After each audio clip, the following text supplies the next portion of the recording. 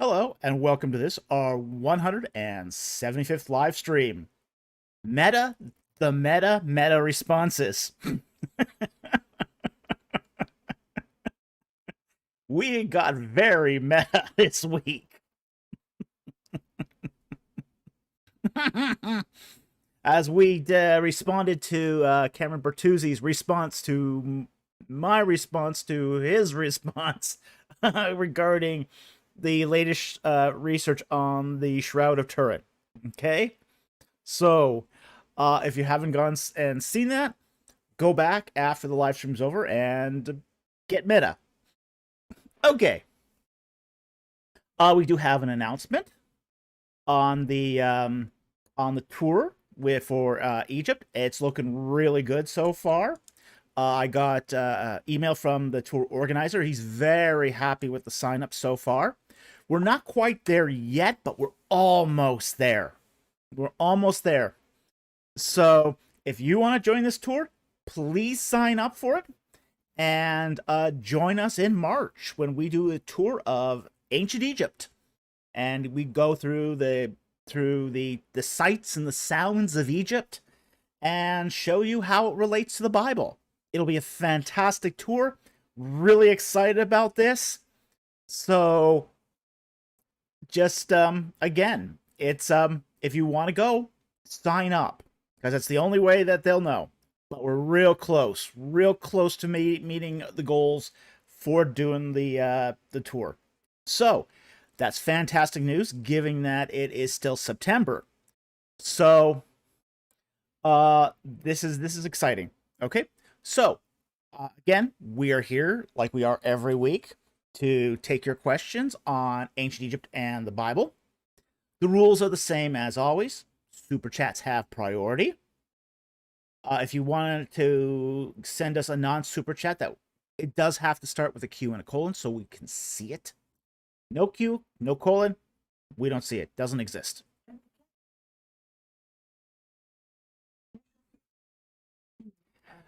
My producer also wants me to point out that besides the few initial non-super chats, we take the rest of the non-super chats at the end of the show. Okay, so just if you haven't gotten yours answered, it's either because we don't find it that interesting, we're not going to do it this week, or it's going to be at the end of the show.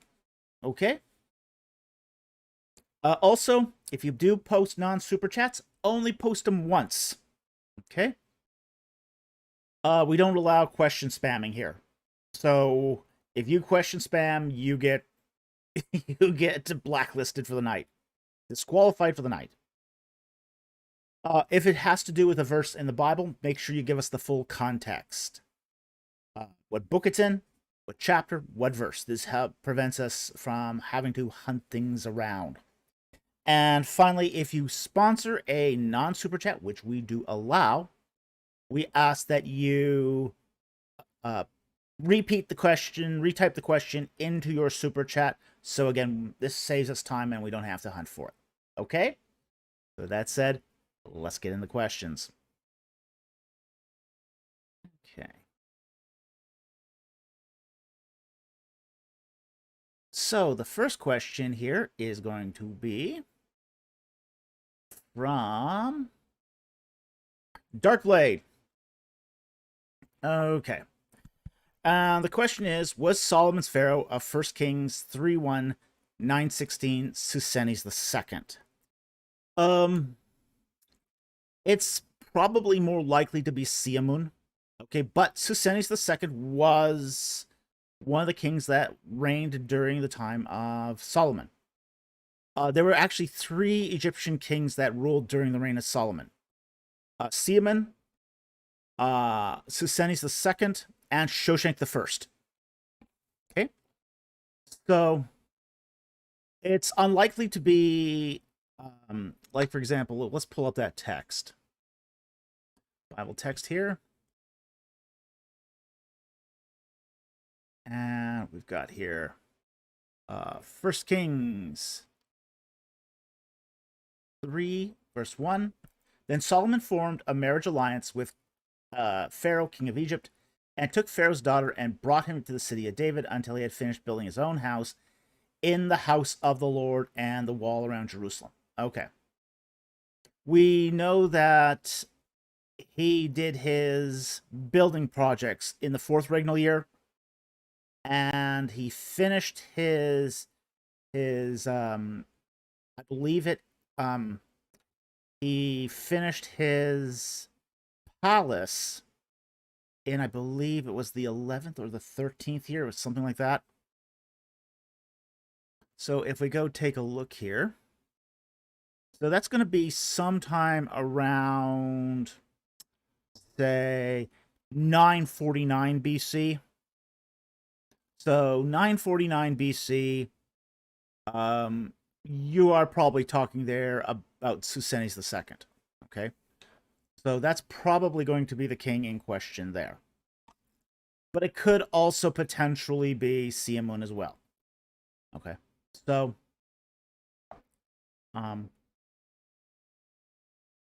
because this is probably before his fourth regnal year. So if that's the case, because he doesn't actually finish the palace before receiving his wife from Pharaoh, he keeps her at the city of David until that time, till his palace is complete. So, Mechanique asks, new faces in the chat. Shadow ban lifted? Yeah, it was lifted. It didn't last very long. It was only for a few days. It was really strange, that shadow ban.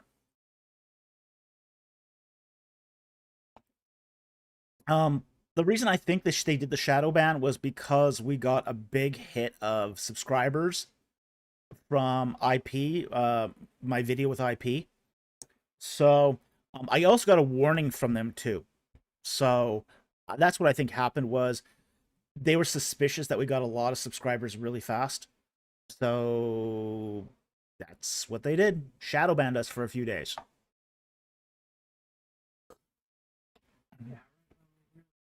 Yeah, right when we could have used subscribers. Exactly. You get new subscribers, we punish you. Yeah. So anyway, I hope that helps. My guess, I will probably say Siamun, not Susenes II, but it could be Susenes II too. All right. So I hope that answered that question.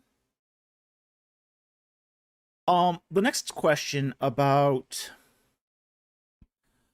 non-super chat is from Doozle. Now, we have actually taken this one before. We did this 2 weeks ago, but he, for some reason, didn't get it. So we're going to do it one more time. And if he doesn't get it this time, well, like, okay. And we can answer this one pretty quick, because there is no Enoch-like figure in the Egyptian kings list. Now, part of this problem, too, is that where we would expect the Egyptian kings list to have a name in, like, the 7th position of, say, their mythological kings, there's a break. An inconvenient break between King 6 and King 8. So, now, the deities, we know that the 7th deity is Thoth. Okay, but we don't have any sort of idea of that being a Enoch-like figure, and we don't have any Enoch type figure in Egyptian myth. So,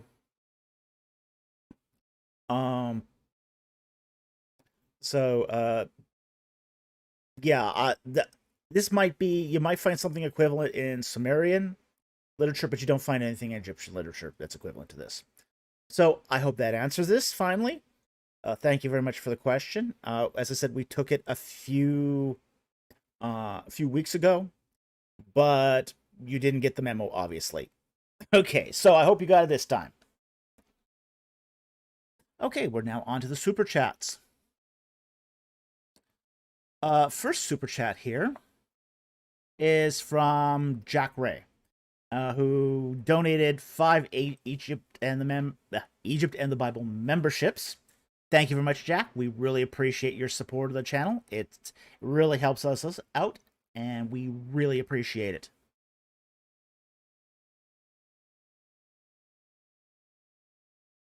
Okay, the next one here is from Addison Weir for 199. Thank you for the super chat. And he asks, would you say that the church's historical testimony has, quote, a lesser relative authority, end quote, like Gavin Ortlund argues, or are you like Michael Heiser, who by his own admission was closer to Nuda scriptura than anything? Okay, I'm actually going to side more with Ortlund on this one. Okay, I do think there are lesser authorities in the Christian church. Okay, yes, scripture is. I'm a sola scriptura guy right down the line. I think scripture is the ultimate authority. That's the final authority. The buck stops with scripture. But I also think, too, that church councils are very important. I think the traditions of the apostolic faith are very important. I think your Protestant is showing. Oh boy, wouldn't that be something? You don't have to be Protestant to believe in sola scriptura too. Just want to keep that in mind.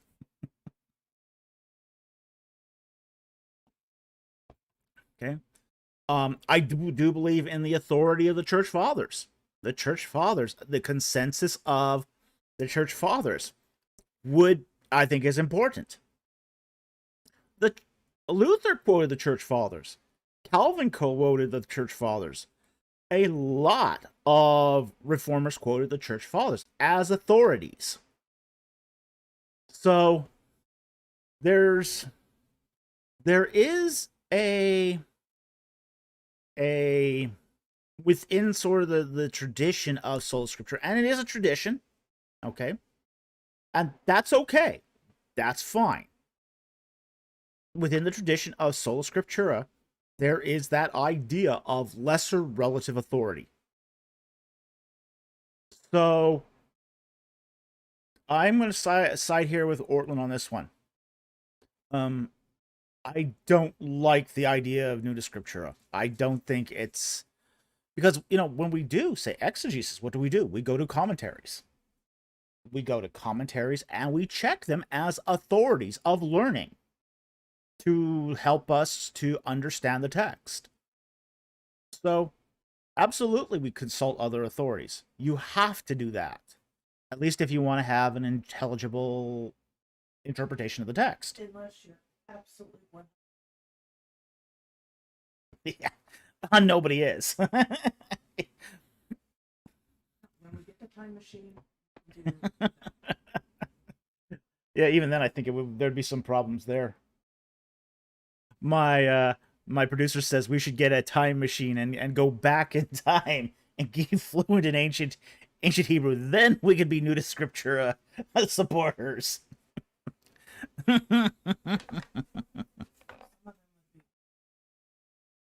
Yeah. So, anyway, I hope that helps. Thank you very much for the super chat. Very much appreciated. But in this one, I'm going to side more with Ortlund. Yeah, I think that's actually a better description, to be honest. Darkblade says, I would personally identify as Summa Scriptura. Summa is Latin for highest. I think that's actually a better description of Sola Scriptura than Sola. I think that's actually a better description of it. And I think that better captures it. The reason they did use Sola was for alliteration. Okay? Because it was sola gratia, sola fide, sola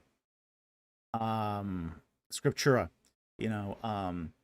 grace alone, faith alone, scripture alone. It was meant to be something that was easy to memorize. But I think when it comes right down to descriptors, I think Summa is a better descriptor, honestly. But I don't know my Latin, so I'm really not going to be dogmatic about anything about Latin because I just don't know the language.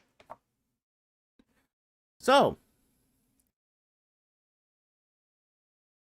with that said, we can go on to the next super chat now.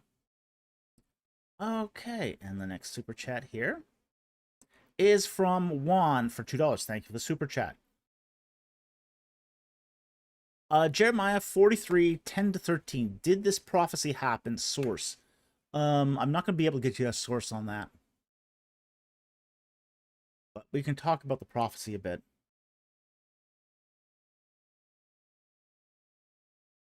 Jeremiah 43, verses 10-13. And the word of God says, "And say to them, Thus says the Lord of hosts, the God of Israel, Behold, I'm going to send Nebuchadnezzar going to send and get Nebuchadnezzar, king of Babylon, my servant, and I'm going to set his throne right over these stones." He's talking about, let's go back a bit. Let's go to verse 9. "Take some large stones in your hand and hide them in the mortar in the brick terrace, which is at the entrance of Pharaoh's palace at Tapanis." Now, Tapanis is Upper Egypt. That would be around Thebes, in the sight of some of the Jews. "And say to them, Thus says the Lord of hosts, the God of Israel, Behold, I'm going to send and get Nebuchadnezzar, king of Babylon, my servant, and I'm going to set his throne right over these stones that I have hidden, and he will spread his canopy over them. He will come and strike the land of Egypt. Those who are meant for death will be given over to death, and those who for captivity, and those for the sword.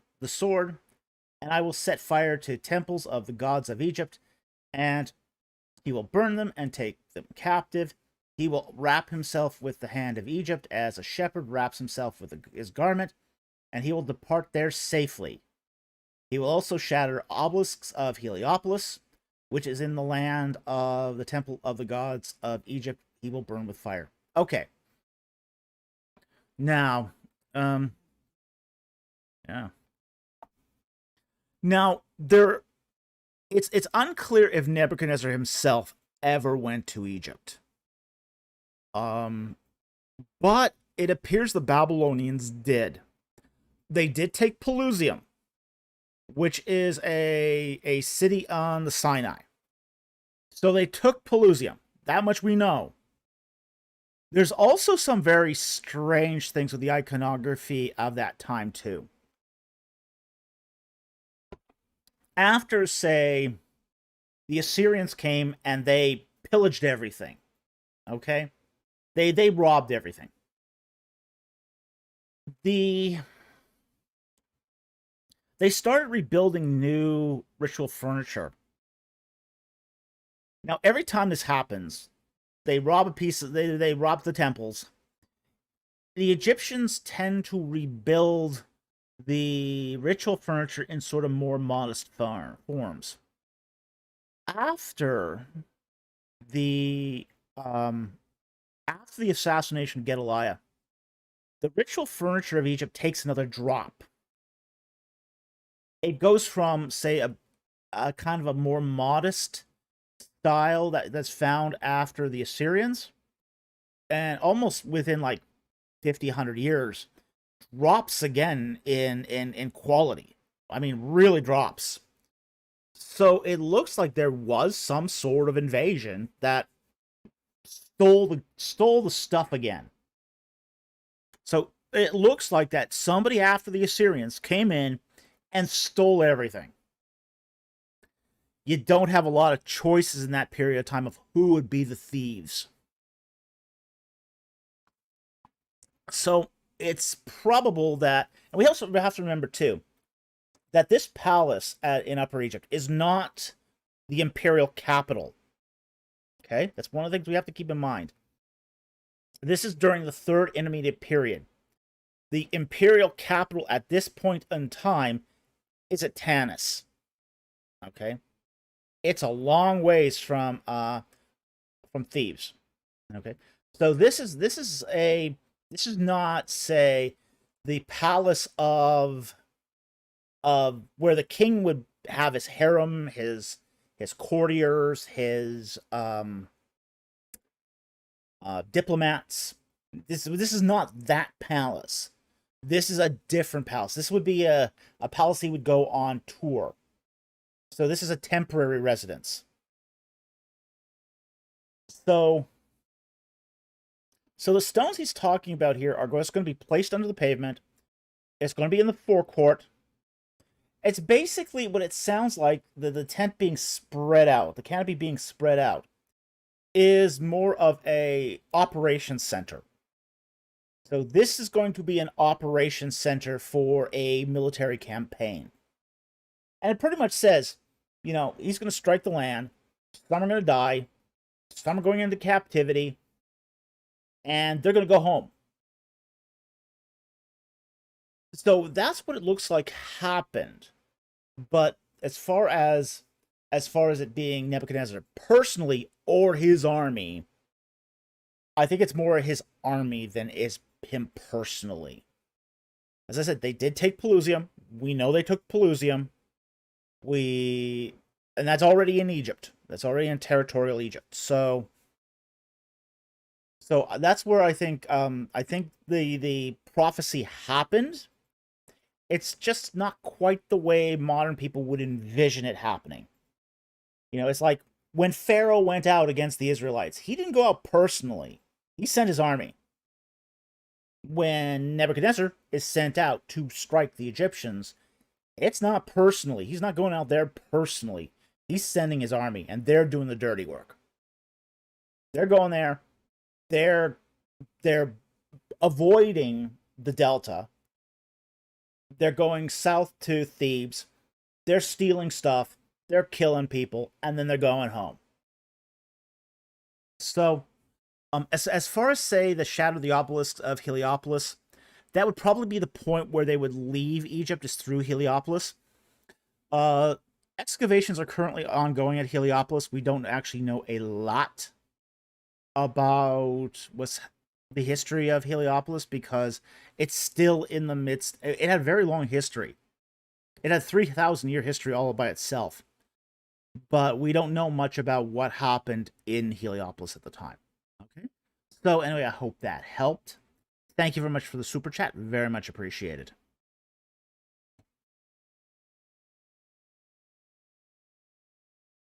All right, the next one here is from Palea. For, I think it's 10 Romania. He says, hello, Dr. David Falk. Hello, Palea.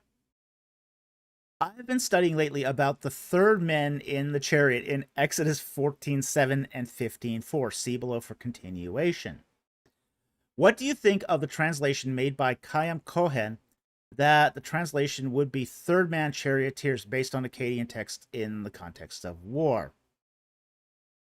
What are the historical implications for the Exodus since there were no three-man chariots in Egypt, being portrayed by Egypt over the Hittites in the Battle of Kadesh? Okay, it's worse than that. Okay, it's worse than that. Some chariots have survived. We know there were chariots found that date to Tutmosis III. There have been chariots that have been found from the tomb of King Tut. There's no question these were two-man chariots. So let's take the text and let's see what Chaim Cohen is doing here, because I think it's a bit hinky. But Exodus chapter 14 and verse 7. We'll bring up our Bibles. And he took 600 select chariots and over all the other chariots of Egypt with officers over all of them. Okay. I think what he's doing here is he's translating officer as third man. But let's just see. If we get the same sort of thing in 15:4, that's probably what he's doing. Pharaoh's chariots and his army he cast into the sea, and the choices of his officers are drowned in the Reed Sea. Okay. I think here that this is a mistaken translation. I don't think this is a good translation. He seems to be assuming that officers means three-man chariots. It doesn't. This is just the way the Egyptian army was organized, where officers were in their own chariots. You know, they had a driver. They had there's basically two people in a chariot: the driver and the archer, and they're small. You're not going to get more than two people in a chariot, not unless you're sort of drunk teenagers taking out a chariot.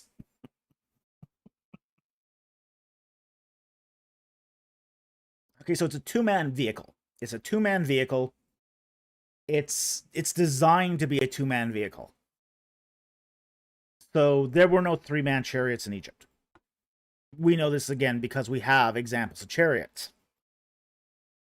So, and it's not just the reliefs either. It's the fact that we have them extant, and you're not going to fit more than two people in there. So the officers are simply just in different chariots. So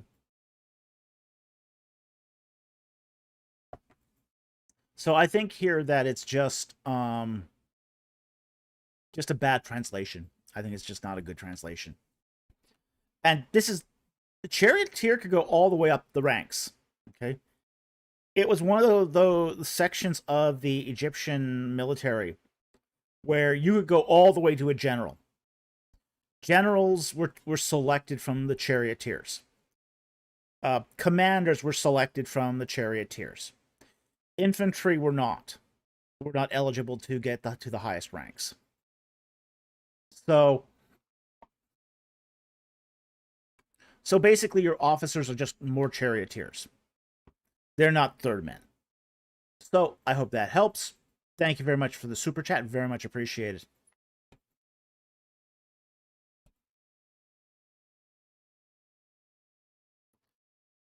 Okay. Pelia again for $10. Thank you for 10 Romanian. Thank you very much for the super chat. Some words appear in Genesis that only originate later than Moses, such as in Genesis 31:34, which speaks of saddles on camels, but this word only appears in later period. The question below. Does this imply that Genesis is late? Now let's take a look at that word, because I think there's something hinky about this. Genesis 31:34. Okay. And it says here, now Rachel had taken the household idols and put them in the camel's saddle. And this is what he's talking about here. The word core. And she sat on them, and Laban fell through the tent, but did not find them. Okay. Now, there's this idea that used to float around scholarship that saddle here was an anachronism, was old, was a later thing. A lot of this was based upon the idea that there were no camels at the time. There was no camels at the time of Abraham. Or here Jacob and Laban. So no camels at the time. And the whole thing about saddles was only at that point found in Arabic. All right, kara. So this was something that was thought to be very late because of this. Okay? But we now know that camels go back to the 4th millennium. So there's camel domestication is a lot older than people thought. So it easily goes back to the 3rd millennium. Now, with that said, we also now know that the word for saddle, core, is found in Akkadian and Sumerian texts. So it seems to be one of those words that's in common Semitic. So the word is actually quite old. It's quite old. And it's much older than even Genesis is. So given that it's older than Genesis itself, even if you assume, say, a Mosaic dating for it, I don't think this is a good argument. Um, it's clear. It's clear that if it's in Sumerian texts, it's an old word. It's a very old word.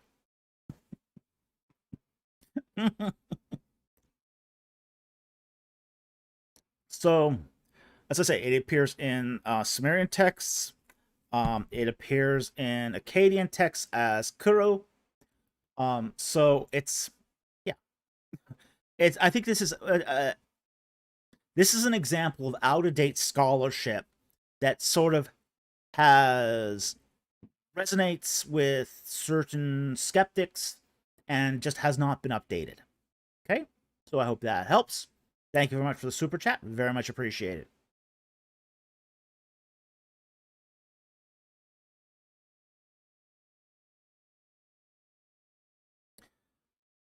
Darkblade said, last time I checked, the objection is no camels in Canaan, not no camels in existence.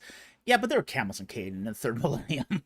that's the problem, is that's been completely debunked. It's been debunked for over 20 years. It's been debunked for over 20 years. We know that there were camel caravan routes going from Egypt into Mesopotamia. So this is one of those that really bothers me. It really bothers me because it's so out of date. So out of date. But yes, there were camels in Canaan.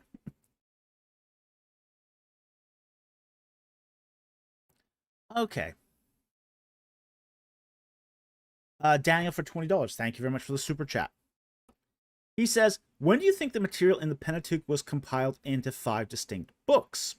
Okay, that's an interesting question. I don't think it was compiled into 5 distinct books at the time of Moses himself. I think what happened was Moses had written a core of documents. I think his scribes had also written a core set of documents. Like, for example, I think much of Deuteronomy is based upon, say, the dictation of Moses that happened. Okay, so I think when they come into the promised land, what all they have is a heap of papers, and I think it's at that point that Joshua has to start sorting them out. Joshua and the scribes start, pasting them together as a book, because they have that very much that that appearance of being, oh, this was one set of paper, this is another set of paper, and you see a bunch of linking language between them. So that does seem to suggest that there is a later organization into books.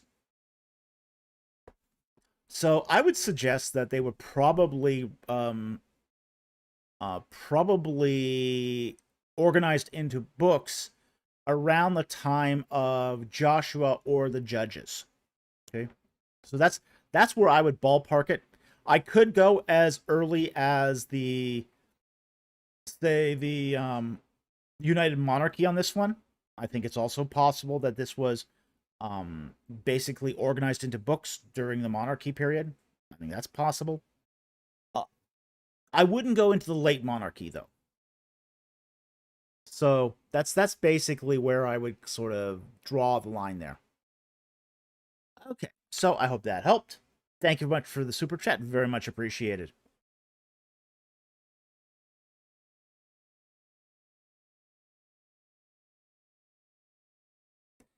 Addison Weir for $4.99. Thank you for the super chat. What criteria do you think we should use when ranking a doctrine theological triage? I think doctrines that affect the essentials of the historic Christian faith should be put on given higher priority than those that don't. Okay? So I think that stuff that deals with, say, the Trinity ranks higher, salvation ranks higher, uh, doctrines that set up those other doctrines will also rank higher, such as the fall of man, the life of Christ. Those are very, very substantial doctrines to the essentials of the Christian faith. And these are doctrines that you can't deny and still be Christian.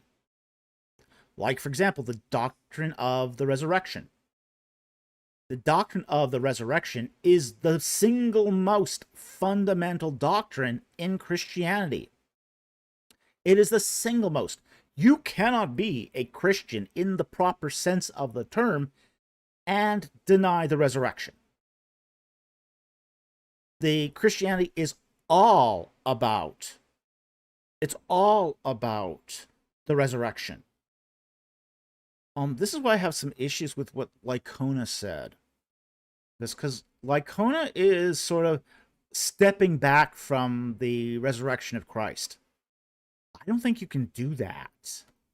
I think that's problematic. So I would be more engaged in, say, Lycona's readings if it wasn't for that.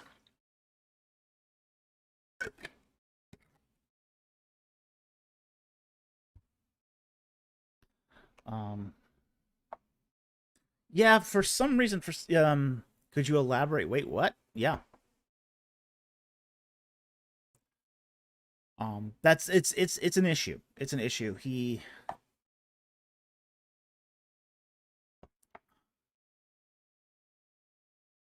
Could you elaborate? Sure.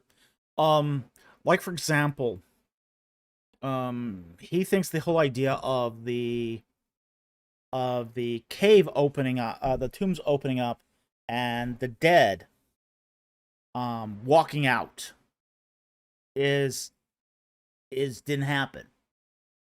Okay. That the whole idea that was sort of a fictional narrative to express Christ's supremacy, but that it's just not something that happens.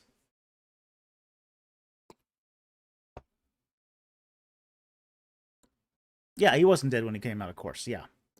Um, he hasn't been as explicit about this, but he sort of dropped hints here and there. So, yeah, it's So when it gets down to it, you ask him, okay, why do you think the dead, you know, didn't rise? You know, and it starts getting along the lines, well, it can't happen. What?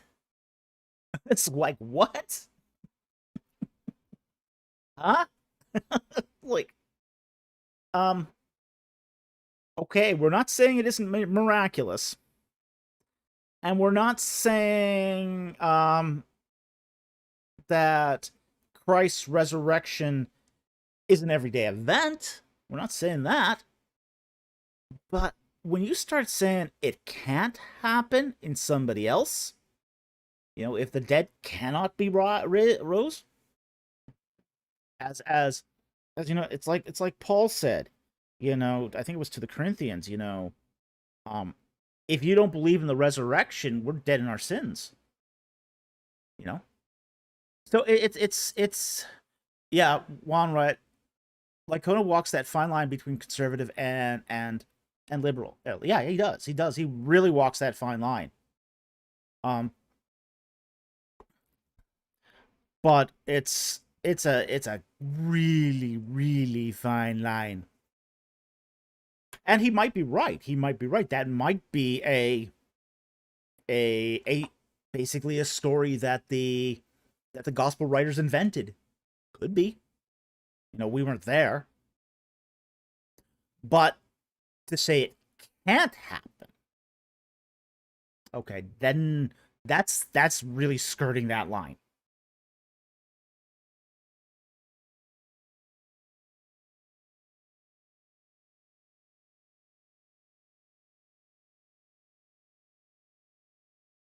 Okay, let's take that.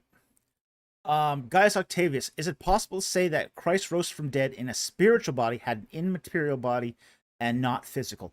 No, not well be Christian. This is actually an ancient heresy called Docetism. This is an ancient heresy known as Docetism. The idea that Christ never rose again physically, but he rose as a spirit. Okay? So that idea of a docetic resurrection. So it's not this has been completely anathemized by the church. It's full out heresy, okay? And because if Christ didn't rise from the dead bodily, we won't either. It is absolutely imperative that Christ rises from the dead to defeat death. If Christ didn't rise from the dead, he didn't defeat death. We're dead in our sins, and that's it. We're men without hope. So no, Docetism is not a good. It's not a possibility, not while still remaining Christian.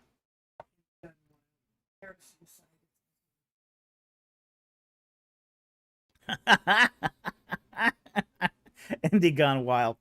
Heresy aside, it's also the dumbest position biblically. Yeah. Yeah, pretty much. Okay. So, that answers, I think, Addison's question. There are some doctrines that are really, really top tier doctrines that, unless you believe them, you're not part of the Christian faith. Resurrection's one of them. The virgin conception and birth is one of them. The Trinity is one of them. Salvation by grace is one of them. The fall of man and the second coming. Those are your top tier dogmas, your top tier doctrines. And those really, all of them address two issues. Basically, the status of man and the identity of God. So anything that sort of dickers with either of those is going to be problematic. Okay, so let's go on to the next one here. Addison Weir for $4.99. Thoughts on Gavin Ortland's criteria for doing theological triage? See below. Okay. 1. How clear is the Bible on this doctrine? 2. What is the doctrine's importance to the gospel? 3. What is the testimony of the historical church regarding this, concerning this doctrine? And then 4. What is this doctrine's effect upon the church today? Okay. I think overall these are good guidelines. I think as far as the clarity of the dogma in the doctrine in the Bible, yeah, I think that's actually a pretty good approach. The importance to the gospel, I think, is also a really good way of looking at this too. I wouldn't have any problems with that per se. The testimony of the historical church concerning the doctrine. Okay, now you're starting to get on a little shakier ground. Here's the thing with the essential doctrines, there might be some back and forth on that, but eventually the church is going to come in unity over those doctrines. Okay. As to what is the effect of this doctrine on the church today, that's where sort of things get dicey, because then you start getting to the zeitgeist, going with the spirit of the age. And I think there are times when a doctrine which is thoroughly Christian can be repudiated in the zeitgeist of the church today. Now, that's probably not what he means, but I think when we talk about the essential doctrines of the historic Christian faith, you have to be really, really clear Even if it goes against the church, it's still God's revelation here through his word, through the gospel, through the historic Christian faith. So, I mean, there's people who will basically say, oh, some of these doctrines of historic Christianity have a negative effect on the church, such as God's justice, his character. God's got to be a whole gooey, gushy, lovey-dovey deity that never judges. So you can take that last criteria and really sort of twist it. Again, that's not what he means. Okay, it's not what he means, but it can happen. So,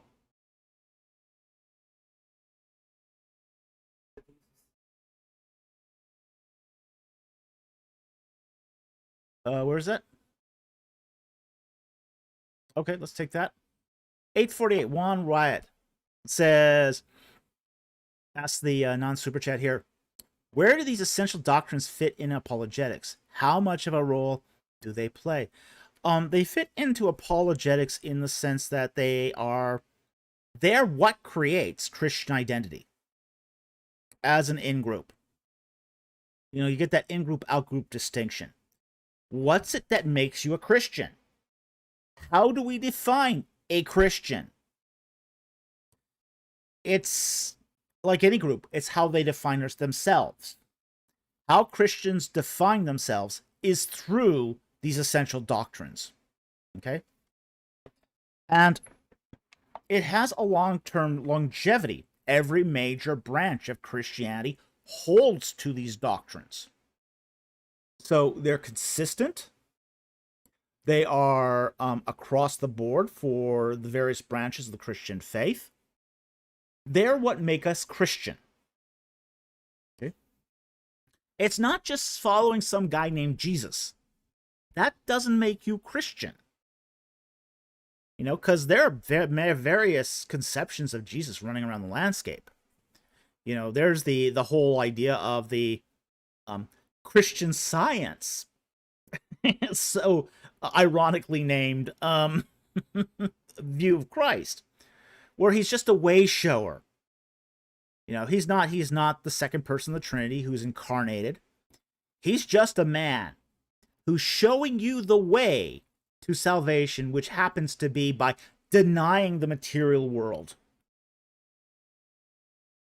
So just because you slap a label on something doesn't make you Christian. So this is how the role these doctrines play in apologetics. Yeah, nor does it make you an apologist, yeah, for that matter. But it defines us. Okay? These doctrines, these beliefs define us. Well, yeah, and you'd think that apologists articulate this, as my producer just pointed out, and not all of them can. So, I think it's an important role.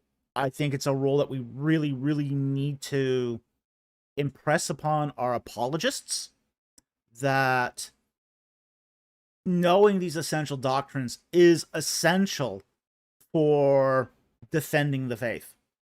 Because what you're defending here is an identity. You're defending a system of belief. And if you don't understand what that system of belief is, what are you defending?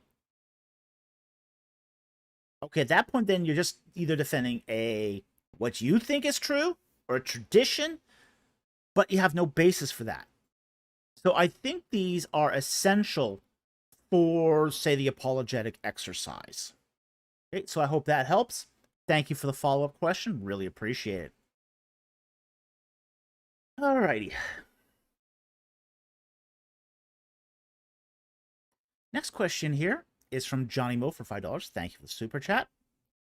Why does the fact Elihu isn't mentioned in God's rebuke in Job 42, 7-9 suggest his words were closer to the truth, or possible his section a later edition? Okay, let's bring that up here. And I'm going to go Job 42.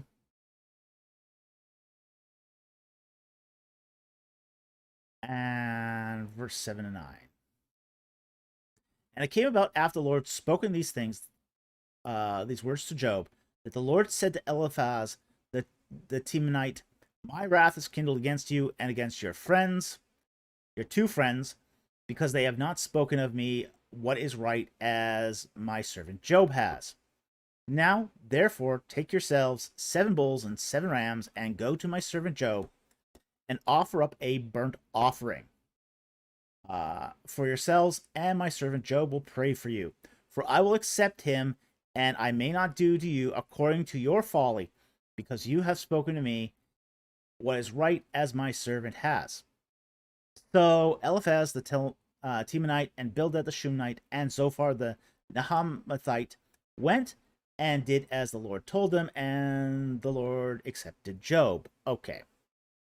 Now, this is a question that's often raised about this. Okay. Is Elihu closer to the truth? Not really. Why doesn't he get the same rebuke as the other 3? Well, he sort of does.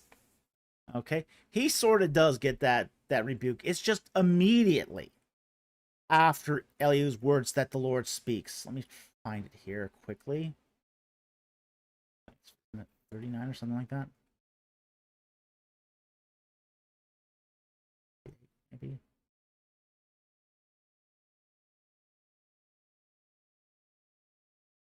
So, 37 verse 24.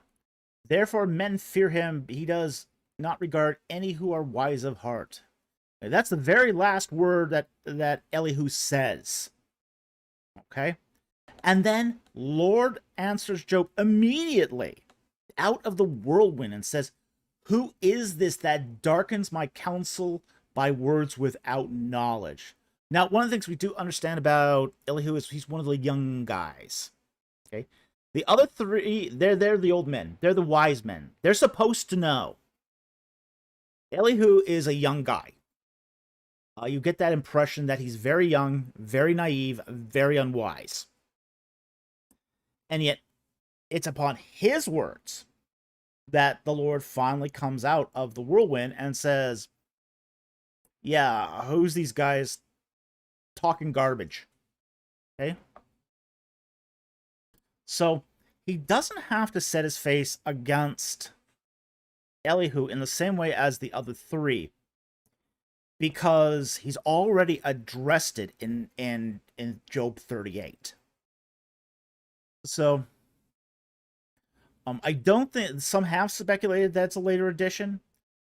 Some have speculated that Elihu is closer to the truth. I've even heard speculation that Elihu was a Christophany. I've even heard that mentioned, and I'm not buying that, honestly.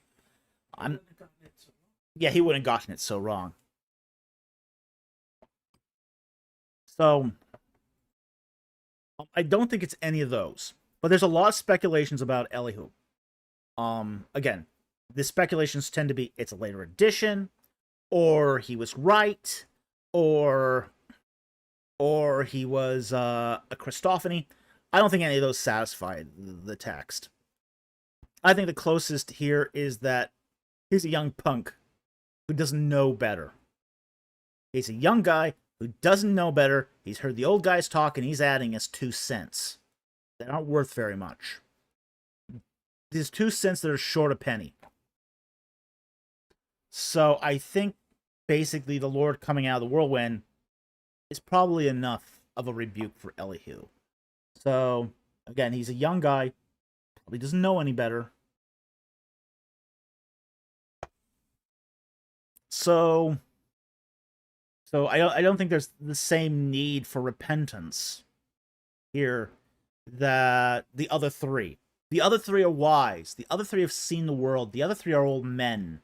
They've had families and grandchildren and herds and made fortunes and lost them again. So the other 3 men should know better. They're wise. They're old. They're Job's original friends. Elihu's just tagging along. He's that dumb punk that's hanging along, tagging along, essentially. Okay. So there doesn't need to be the same level of rebuke as with the other three. So that's how I would see this, but it is a very debated passage, and a lot of people will have a lot of different views on this. Okay? So thank you very much for the super chat. Very much appreciated.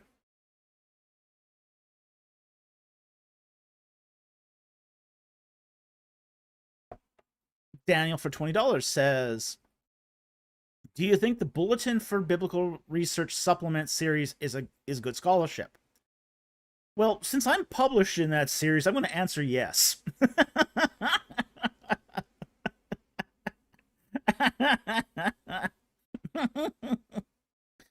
The Bulletin for Biblical Research is a series that's sponsored by IBR, not ABR, IBR, Institute for Biblical Research. It's a really, really solid group of scholars, okay? And the scholars that tend towards more conservative views than, say, IBR was meant to be an alternative to SBL. So I think it's one of those things where it's really really a good organization. Tough to get into. IBR is very difficult to get into. I'm not in a IBR, okay? It's one of those things where you need recommendations to get in. So, if you've got the recommendations, you can get into IBR, but if you don't, you can't. But I have a piece that's published in an IBR supplement on the Koran horns of the altar. Okay, so generally, yeah, that series is very good. There's a lot of good scholarship in that series. Okay, I hope that helps. Thank you for the super chat. Very much appreciated.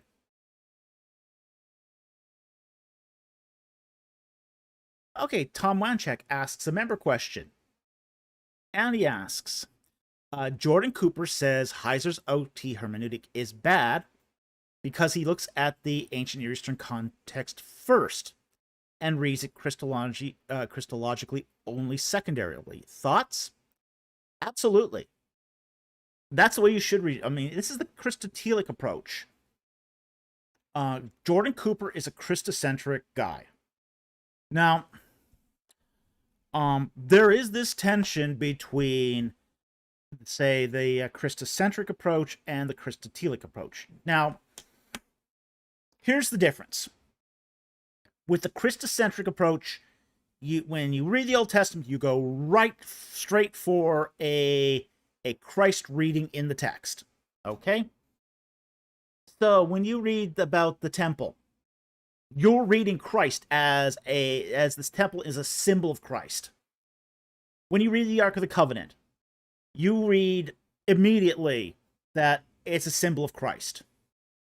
The sacrificial system, you read immediately that's Christ, the Lamb of God. It's Christ. You go immediately for that Christ interpretation.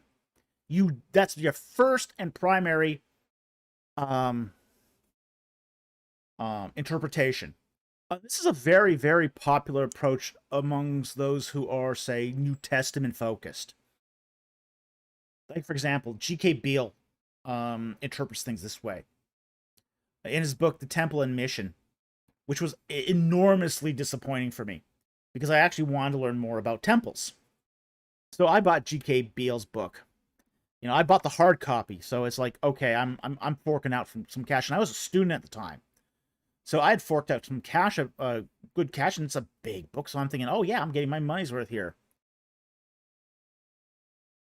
Well, you start reading it, and it has nothing to do with the actual temple itself, the temple of the Lord. Oh yeah, it's got nothing to do with it.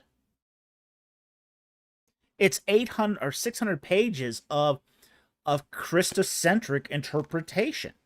That's all it is. So it was very disappointing. I'll admit it was very disappointing. So I think there's some problems with there's some problems with both approaches. I think with the Christotelic approach, it can often lead to ignoring, say, later revelation. Like, for example, with certain plurals, was the magnificent plural, I think it's what it's called. Christotelic people will tend to read that as polytheism, whereas, say, Christocentric people tend to read that as Trinity. So I think that's a fair criticism that some Christotelic people should be more aware of, say, the arc of biblical theology. Okay, so I think that's a justified criticism of Christotelic approach. But I think the opposite is true of the Christocentric approach, which is it reads everything as Christ in this lazy fashion. It's incredibly lazy. It's an incredibly lazy hermeneutic. And I think that's one of the criticisms of the Christocentric position, is you're not taking the original symbols, the original stuff in the Old Testament on its terms first. And I think that leads to a very impoverished view of when you do get to the actual interpretation of it as symbols of Christ. So I think there has to be a balance here. Okay, I would go with this. I would say you start with Christotelic and you end with Christocentric. You don't stop with Christotelic, and you don't start with Christocentric. It's a path. You start with the Christotelic and you end with Christocentric. And I think if you do that, you get a proper, nuanced, balanced interpretation.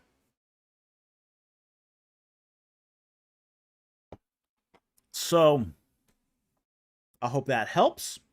Thank you very much for the member question. Really appreciate it. I think it is important to really flush this out. Christian Maoist adds here, down there. Jordan Cooper isn't a scholar like Heiser was, so he isn't going to understand why the historical cultural context is going to be so important for interpretation. No, he isn't. But I also think too that that we do talk about this, because lately a lot of people have been saying some pretty unfair things about Heiser. I think people have misinterpreted much of what Heiser said to sort of feather their own nests. A lot of it's grifting. Trying to make a reputation for yourself. And what better way to do this than to mischaracterize a dead opponent? Yeah. Yeah, it's kind of a dirty thing to do, really. Okay. So, next super chat here is going to be from Tom Wamchick for $2. Thank you for the super chat. And he asks, what is the best commentary on Exodus? I don't have a favorite commentary on Exodus. I'll tell you the one I go to first. Okay? I don't claim this one's the best, but I will say this is the one I sort of gravitate to when I first want to look something up. If I want to look something up in a commentary, I am going to go to Nahum Sarna's commentary. Let me see if I can get you the name of that. Sarna's commentary. There it is. It's the JBS Torah Commentary on Exodus. Okay? And it's published by the Jewish Publication Society in 1991. So that's where I go first. I go to Sarna first. I don't think it's the best commentary necessarily. It's a good commentary. I think the one thing I don't like about Sarna, though, is he's aware of ancient Near Eastern parallels and points of commentary between material culture and the Hebrew text, but he never spells them out. It's like he'll drop these breadcrumbs. Oh yeah, there's some relation here between the plagues of Egypt and the Egyptian texts. And you go, okay, want to spell that out for me, please? Nope, not going to do it.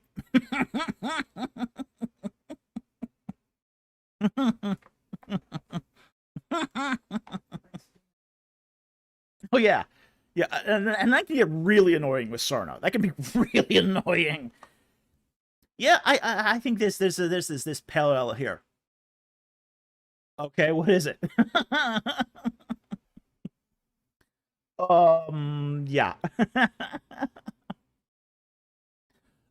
Jordan Oryx says, I'm currently reading the JPS translation and commentary, among other things, and it is good. Yeah, it is good. It is good.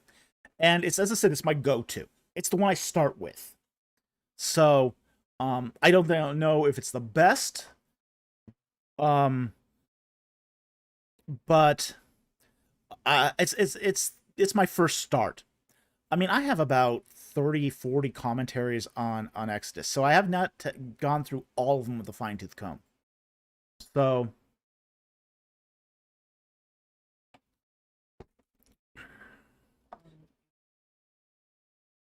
what? Can't hear you. Oh, okay, yeah. Yeah, there is one that I won't touch with a 10-foot pole, as my producer reminded me, which was Dennis Prager's awful commentary. His commentary was terrible. Well, yeah, but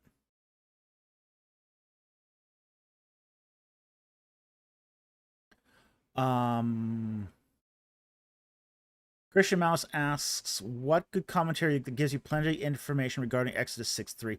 I would have to look that up across commentaries, honestly. I don't have the commentaries tattooed on the back of my eyelids, so I really can't say which one will give you the best information here on 6:3.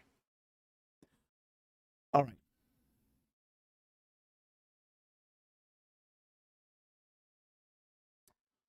There's another commentary. No.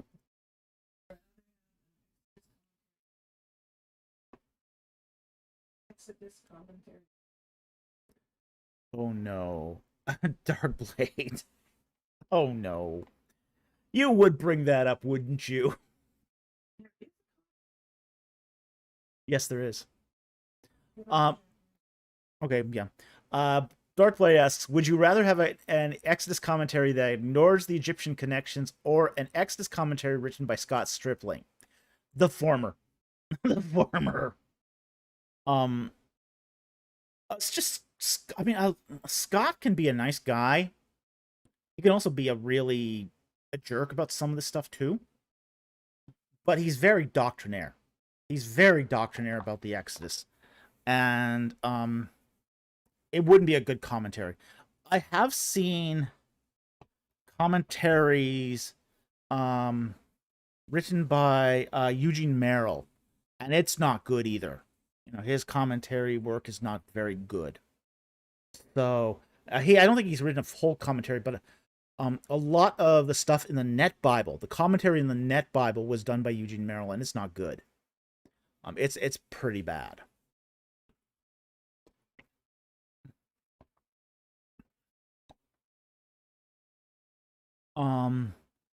the more I'm reading William Prop, the less I'm liking him too. Okay, I know he did a huge commentary. I know he's a go-to for many people. The more I read of Prop's commentary, the less I like it. So there's that too.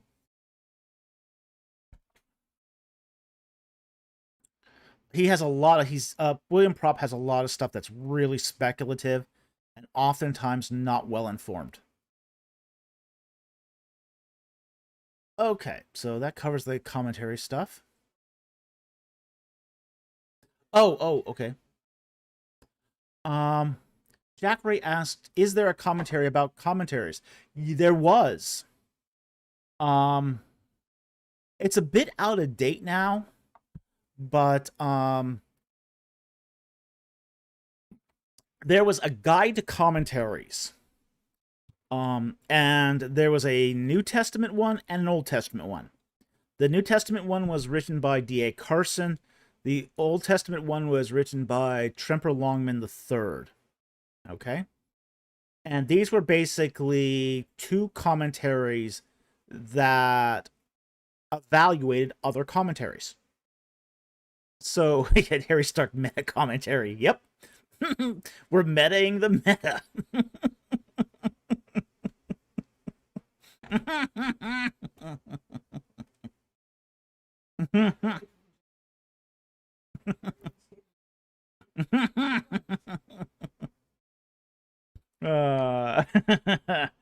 So yeah, there was a commentary of commentaries. A guide to commentary sounds like a Monty Python. The Haystack says a guide to commentaries sounds like my Monty Python film. Commentary Inception. Yep, could be. Could be. Okay. All right, so I think that covers the commentary of an Exodus. Thank you, Tom, for that super chat. Appreciate it. JCM asks a question I'm really not sure about, which is for $5. Thank you for the super chat. He asks, is the Transfiguration connected to Exodus 24 and 1 Kings 19? I looked at both of those passages earlier. I couldn't figure this out. I couldn't figure out what connection were you trying to make here. We're just probably going to have to decline this question. It's not specific enough. So if you ask it again, I would suggest you get right down to narrow it down to one of these passages, either Exodus 24 or 1 Kings 19, and then you tell me what you think the supposed connection is. Alexis is here. Finally. I'll give her a wrench. There we go. Do. She's got a wrench. Okay.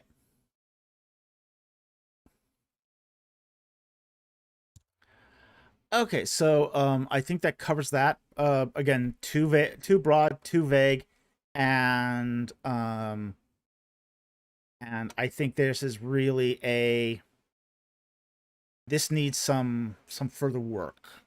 Okay, restate the question, make it more narrow, and then we'll take it next week. Okay. All right. Thank you very much for the question. Very much appreciated, and thank you for the super chat. I want to thank Jack Ray here for 5 Egypt in the Bible memberships. We really appreciate your support of the channel. He's been given memberships like Santa Claus tonight. Thank you so much. It really helps us and puts food on our table, and we so appreciate that. And there's another 5. Again, thank you for those memberships.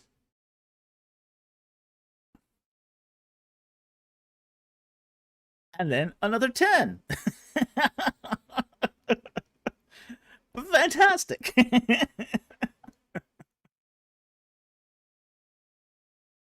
Okay, Mechanique for $5. Thank you for the super chat. Question about questions. Ooh. How did Egyptian professional furniture give answers to the masses? For example, on Horace's wedding anniversary? Horace's wedding anniversary. I'm not sure what you mean here. I'll tell you how they gave answers to the masses. That's an easier question. I don't know what you mean about Horace's wedding anniversary, though. But that said, what they would do is they would take these pieces of ritual furniture on procession, okay? And the priest would carry them on these carrying poles. And then some guy, as they're wandering the streets on the procession way,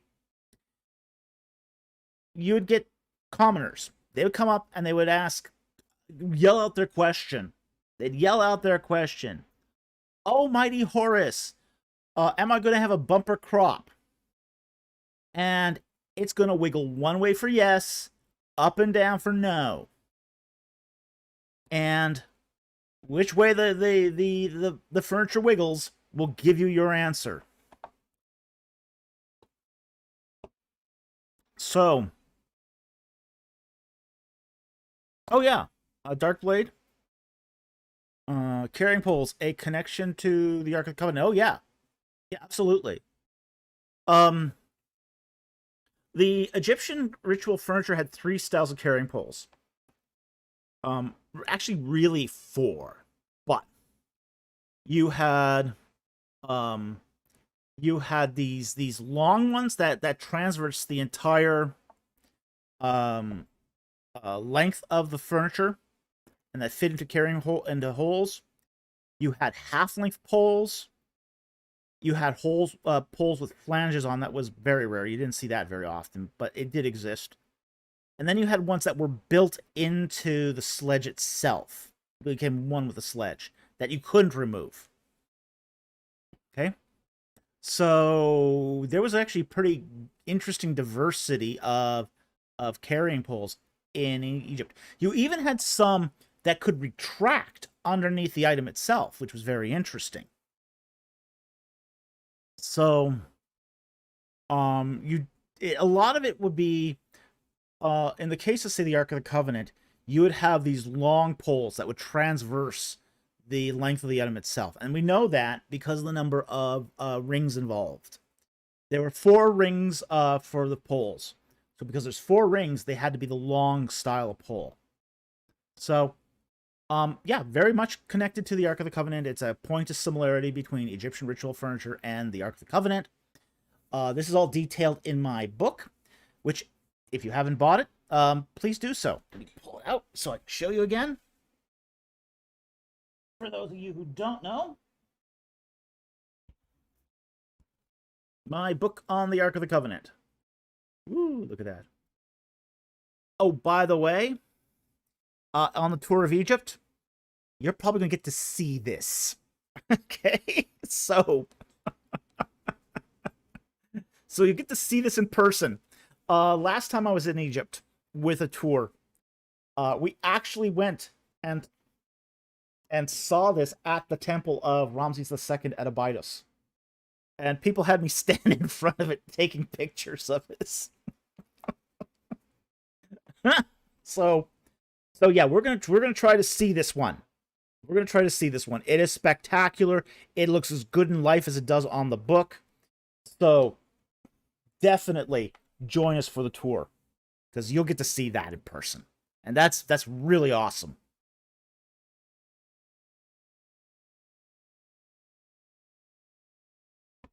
Okay, so yes, definitely a connection. Those carrying poles are definitely a connection with the Ark of the Covenant.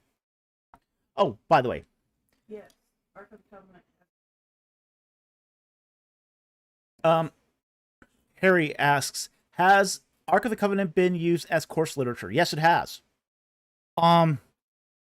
It was used in, what's her name? At Biola. Can't remember the name. Don't care for her that much, but it was used in a class at Biola.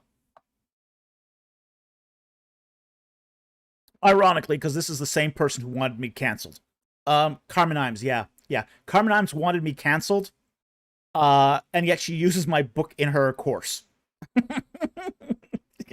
Okay, so there's some irony there. I often say that Yes, Mama and her family can.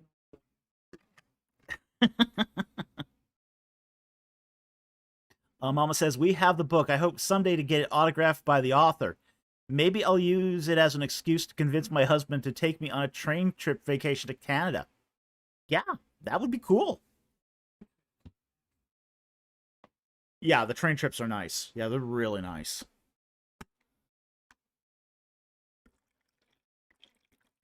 Oh yeah, it's super ironic that people who uh, who don't like me personally and would never hire me use my materials in their class. They frequently use my materials. So, you know, eh. Next week I'm actually going to be signing a book for someone in the local area here. So yeah, and I don't just sign books. I also draw little pictures in them. And if you're going to go on tour, you're going to get, and you bring your book, you'll get it signed.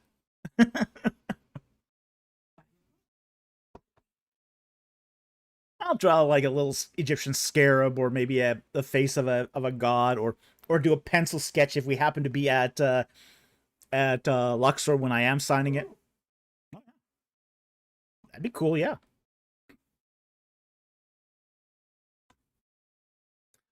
Is the Ark in Aksum? No, it's not. It's not even. It's not. It never was an Aksum.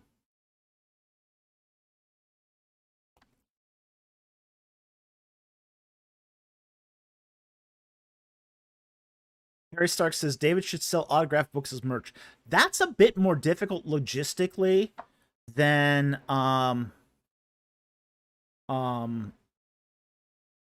than it sounds. Okay, it's actually a lot more difficult logistically. Getting a separate merchandise to be sold is difficult. Getting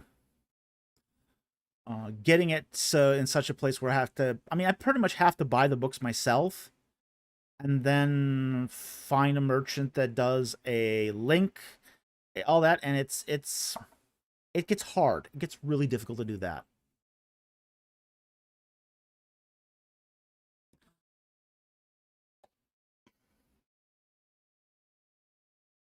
I have Murney nibble on the book. Yeah, mine's been nibbled on by the bunny. Can I ship a book to you to be signed? That's difficult at the moment. We're having a problem with the guy who we rented a PO box from.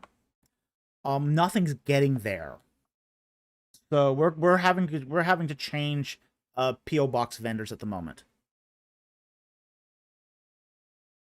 So the one that we had done for a PO box has been useless. 2 people have tried to send us packages to that, and it's always gone return to sender. So, we've got an open dispute with the UPS store because of this.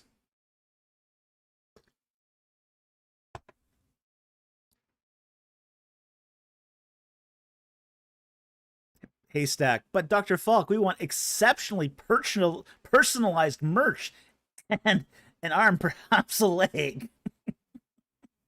Well, I only have 2 of each.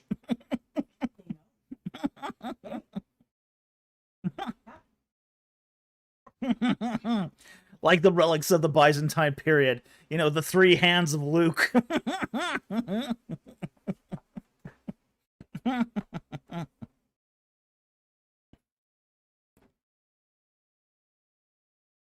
The Canadian Post Office does have a PO box option, and that's what we're going to be doing next. But we wanted to take more. The problem with a PO box is it doesn't take stuff from couriers. PO boxes, Canadian PO boxes, do not accept stuff from couriers, any courier. So, if it's like FedEx or UPS, they won't accept it. We had hoped that the UPS box would work because they're UPS. Well, we found out that the UPS store doesn't take UPS couriered packages. How does this work? You know, we kept trying to get stuff at that box, and it was just like, UPS would say, "Oh, that place that place doesn't exist." It's really weird. Wait, it's got your big logo on the server. Well, we don't know about it. It doesn't exist.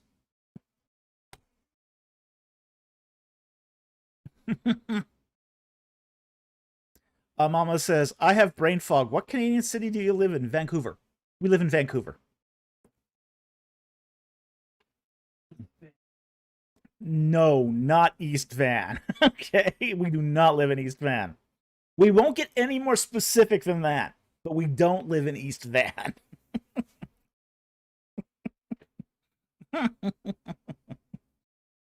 Okay. Still living in the lion's den, yeah. Yeah, Harry Stark says, David and Kiara are still living in the lion's den. Yeah, we are.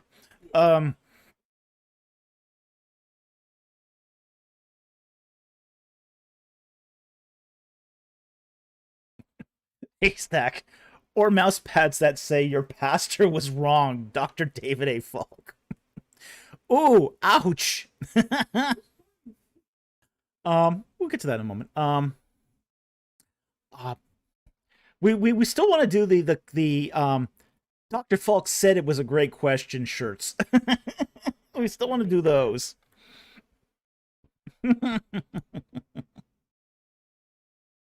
Jordan Oric asks, you ever interact with Gordon Fee?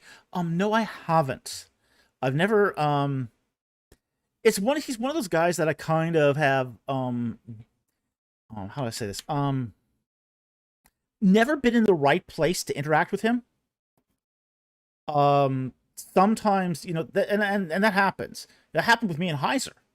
It was like I'm like in the same place like the week before Heiser or the week after Heiser. And I would never be in the same place as Heiser was at any one particular time. So I never got to interact with Heiser. It's sort of the same with Gordon Fee. I've never been in the same room as him, as far as I know.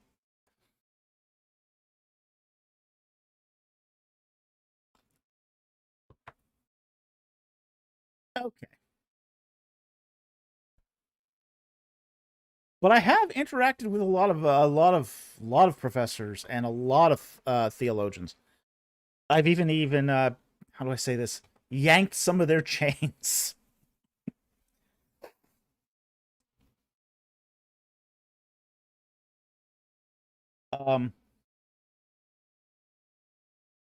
Yep. So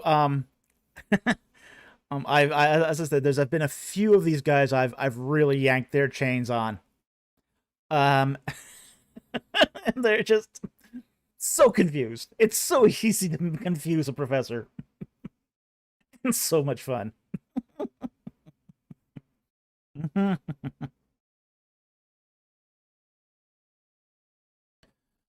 Okay, let's get to the next one here.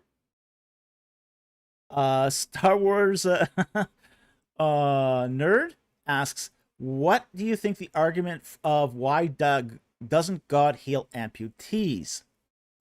Is this an actual argument against God? How would you answer this? I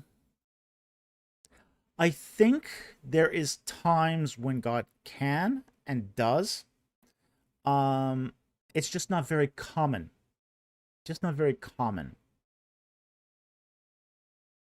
It's one of those things where I think it's very,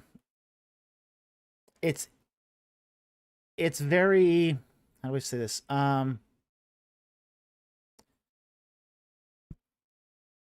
In some ways, God doesn't always heal everything for his glory. Okay? You know, God can sometimes work through people being amputated. Okay? It's not ideal, but again, God often works in our weakness. You know, why doesn't God Why didn't God heal Joni Erik Santata's spinal cord injury? She would have never gone into ministry if she hadn't. She would have still been an Olympian diver. Yeah, she'd be training 8-year-old girls right now on how to dive. And at the time, she would have chosen. Yeah. So, yeah. And she says God had a plan. That's my. Yeah, no one wants to be a quadriplegic. Nobody wants to be that. No one wants to be an amputee. Doesn't mean that God doesn't have a plan and doesn't use it for his glory. So, this is just one of those things where I think that it's not an argument against God. I think, though, it is, say, not taking into full account God's sovereignty. If God wants to heal an amputee, he can. Why doesn't he? Because it doesn't fit within his sovereignty. So,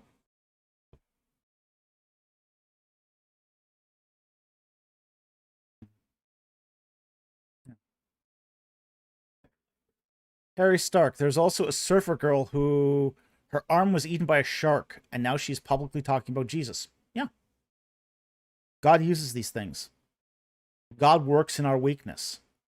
You know, why do I walk around with a cane? Why hasn't God supernaturally healed me? Because it works for God's advantage. Okay, so there's God doesn't always heal. And sometimes it's used for his glory. So that's how I would answer that. Okay, next one here is from Star Wars Nerd for $4.99. Thank you for the super chat.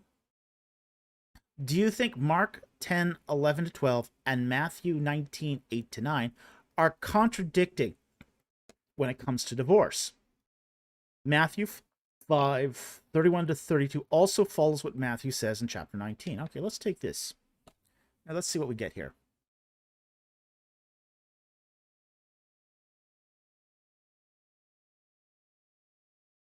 Mark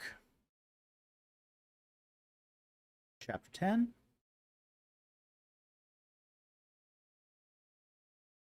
Okay, and we'll just take it back. Start at verse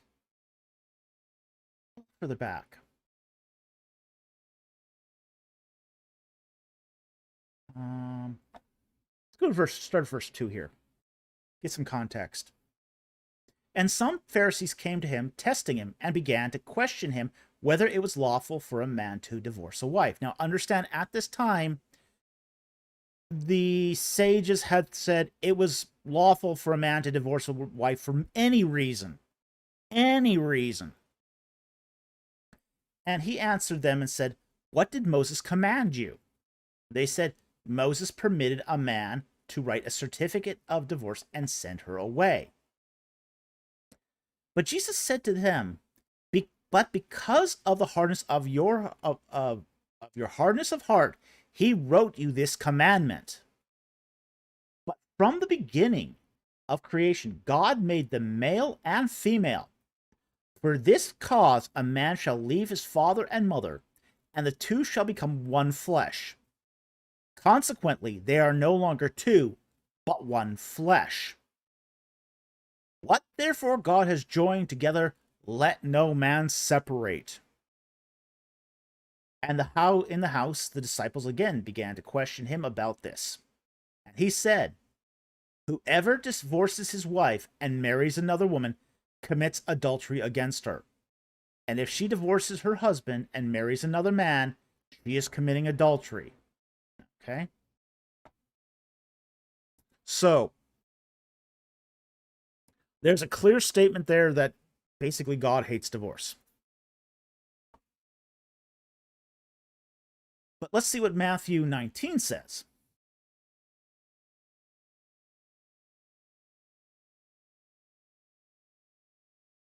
Matthew 19. And it's very similar here. But again, he goes through the same sort of thing. And some Pharisees came to him, testing him, and said, is it lawful for a man, starting at verse 3 here, to divorce his wife for any cause at all? So there's that extra context there, for any cause at all. And he answered and said, have you not read, he who made them from the beginning made them male and female, for it is said, for this cause a man shall leave his father and mother and shall cleave to his wife, and the two shall become one flesh. Consequently, when they are no longer two but one flesh, what therefore God has joined together, let no man separate. They said to him, why then did Moses command to give her a certificate of divorce and send him away? He said, because of the hardness of your heart, Moses permitted you to divorce your wives, but from the beginning it has not been this way. And I say to you, whoever divorces his wife except for immorality and marries another woman commits adultery. Okay. Now, this is a radical statement for Jesus in his day. He's basically saying that, yeah, you do divorce, you commit adultery. You know, that's because of the one flesh principle. So it's a contradiction of not so much of each other, because those two passages are essentially saying the same thing. But it is in the Matthew version, it is addressing for any cause, whereas say in the Mark version, it's just implied. Okay, it was just implied that a man could just divorce his wife for any old reason he wants. She burned your cooking. She burned your dinner. Divorce her. You saw a prettier woman. Divorce your wife. It was thought that in that time the sages had said anybody can divorce for any reason whatsoever. And it was perfectly okay. And Jesus is basically contradicting culture here. He's basically saying, no, that's not okay. That's not okay. And it wasn't like this from the beginning. So the two are not contradicting each other. They're just sort of laying it out in different order. So it's not so much that it's a different content, it's just different order. So it's not that one is saying divorce is fantastic, go for it, and the other one is saying that no, divorce is taboo, verboten. They're both saying the divorce is bad. Okay, Christ in both of these is saying it's not a good thing. You know, but he's saying that, yeah, why did Moses permit it? Because your hearts were hard. The fault rests with you. Your hearts were hard. That's why Moses allowed you divorce. Better for Moses to allow you a divorce than getting divorced the other way, which was through spousal abuse and homicide. Okay? So, and that's what happens in societies where divorce is not allowed. You get homicide. Yeah, Mama says, instead of no fault divorce, it was always her fault divorce. Yeah, pretty much.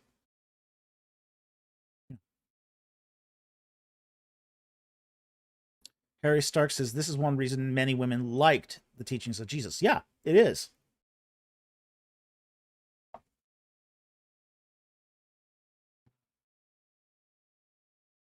Okay. So I think that covers that pretty well. Though the two passages are not contradicting, they're saying the same thing, just in different orders, that's all. And you get a little more detail in the Matthew passage, but besides that, it's the same thing, essentially. But we can take Matthew 5:2 just to follow up here as well.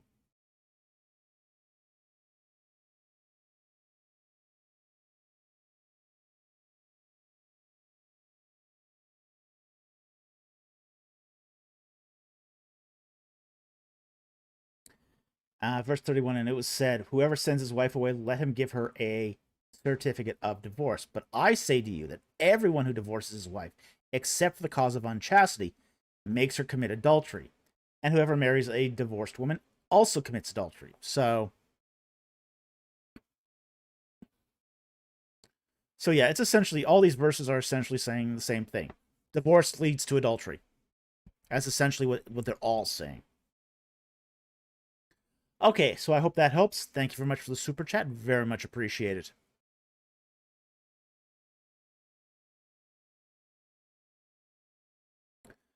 Mechanic for $2. Sponsoring Jonathan Walker's question on Enoch. Okay, you didn't repeat the question in the super chat, but is it right above it?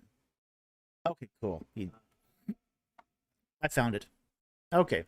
Jonathan Walker says, in a previous live stream, you mentioned Enoch was lifted up, possibly was a member of Enoch's clan, but not Enoch itself. Do you still hold this, and can it be applied to other narratives? Yeah, sure it can. If we got here, say, the tribe leader, the clan leader, then yes, you can still have Enoch from the clan of Enoch, and the last final clan leader being basically taken up. So yeah, that's still a perfectly reasonable approach to that text. I don't see anything inherently wrong with that approach. So yeah, could be. But again, we don't have enough details here to be absolutely sure. All we know that these clans are a lot longer than the lifespan of a single person. And those clan leaders... Oh yeah, Jonathan Walker adds, I'll get that question. Jonathan Walker says, so clan leader names was applied to lower members. Yeah, it was. It was passed, the clan leaders' names are passed down. They're passed down family lines. Because you have to remember, the clan leader did something famous. He did something important. He was a big deal.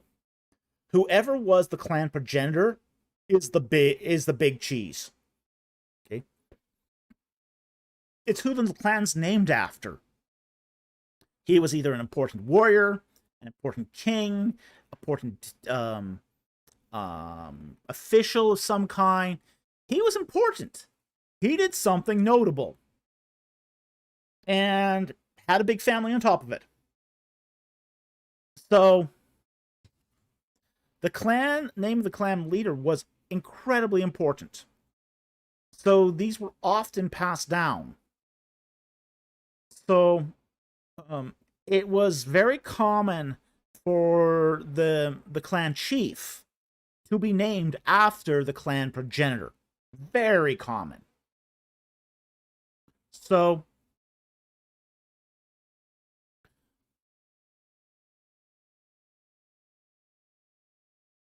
Jonathan Walker said, I meant more like, if you're son of Adam, you are also Adam. It can work that way. Yeah, it can work that way. It depends upon the specific clan. It also depends on if you end up being famous yourself.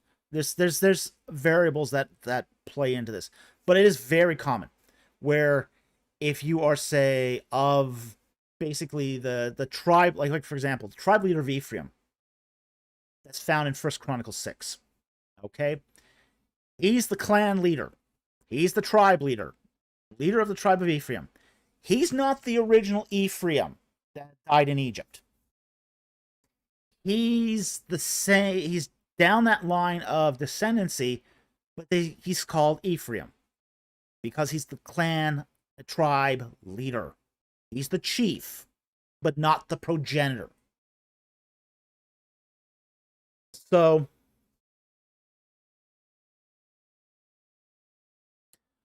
Jonathan Walker says, okay, thank you. The clan theory makes things more complicated to understand, especially if you know little of how it all works.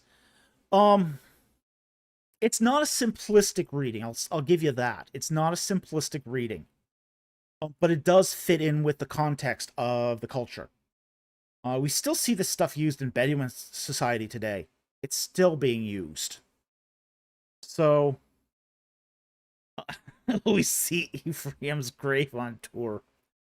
Probably not. We probably will not make it to Avaris. Okay. And frankly, there's nothing to see there. I've actually been to Paramses, and you go there today. It's a little Arabic village. It's a little Arabic farming village. In fact, I got a picture of it in here. I'll see if I can find it quick, and I'll show you a picture of it. Where's Avaris? We need chocolate chip cookies.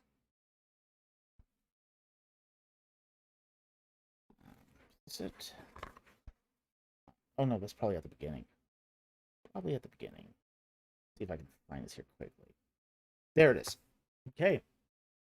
This is what modern Paramses looks like. Okay, get that up to the camera there. So that's what Paramses looks like today. It's a one road Arabic village, essentially. It's a little more than that, but you go there today and you'll see sheets hanging from clotheslines across the street. Okay, they string up clotheslines from one side of the street to the other, and they hang their sheets overhead over the street. It's really cool to see. Really cool to see. Unfortunately, we won't be going to Paramses. We will be going to Tanis on the extended tour. Okay, so if you've signed up for the extended tour, there's also, you get the option to go. We'll be going to Tanis, which is cool too. Okay, Tanis is very cool because you'll get to see some of the huge statues of Ramses that were from Paramses. There's actually more of Paramses at Tanis than there is at Paramses. So, yeah, that's it's really cool. It'll be really cool to go and see Tanis. There's tombs there. There's tombs that were built underneath the temple, and you can get to go into those tombs. Which is fascinating. They're dark, really dark. Bring your flashlight. Bring your flashlight. Yeah, bring your flashlight. Always bring a flashlight. I mean, I carry these when I go on to Egypt. These are really handy. And I've got a couple of them hanging around. I also got one of these, which is a UV light flashlight. And I sometimes bring this because it helps me see the scorpions. Okay. Now, I've never found a scorpion in Egypt. Okay. But I have used this. Okay. To make sure there wasn't any scorpions. My producer says, now he tells me.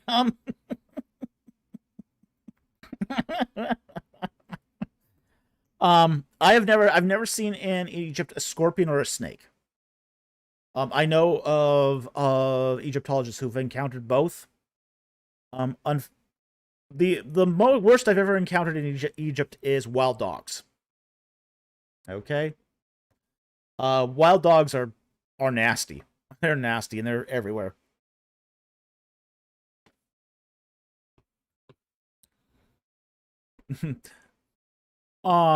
Haystack, check those hotel beds. Maybe don't. As I said, I've never been in a hotel room where I've seen a scorpion. I went into a hotel room that had lizards. Lots of chameleons. I guess they're technically animals, but the little tiny chameleons. Yeah, there was one hotel room I was in that had ton of those in the room. And they're kind of cool, actually. To be honest, they're kind of cool. So, but yeah, bring a flashlight.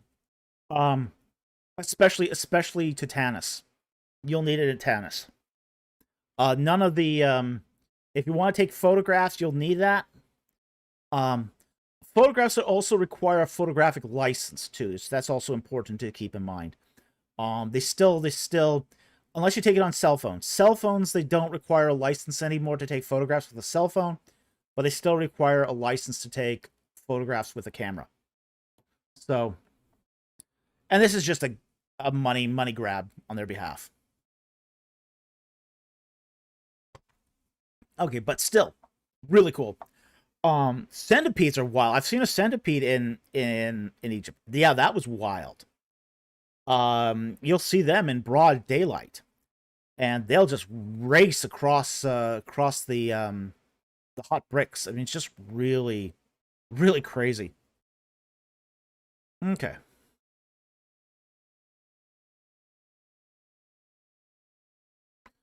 Okay, so let's say, with that said, let's move on to the next one.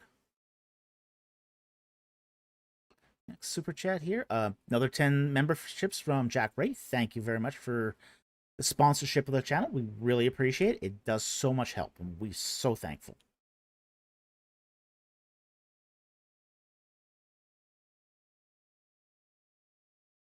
Okay, AT Ministries for $1.99. Stinging nettle recipes. Okay. Stinging nettle pasta. Fantastic. Essentially, it's the best. I mean, it is so delicious. Blanch your stinging nettles for 1 minute. Remove the stems. Stems are not edible, so you just keep the leaves. You roll up the leaves and you chop it up into strips. You add a little bit of ricotta cheese and put it between a pasta dough to make ravioli. Delicious. Absolutely delicious. It couldn't, I mean, it's beautiful. Absolutely beautiful. You know, maybe a little bit of tomato sauce on top or a Alfredo sauce, and you just got beautiful, beautiful ravioli there. Stinging nettle ravioli, the best. It is so delicious. Okay, so there's your stinging nettle recipe. Go for it. Okay, next one here. From 18 Ministries for $1.99. Thank you for the super chat. Should pastors raise up elders or deacons first?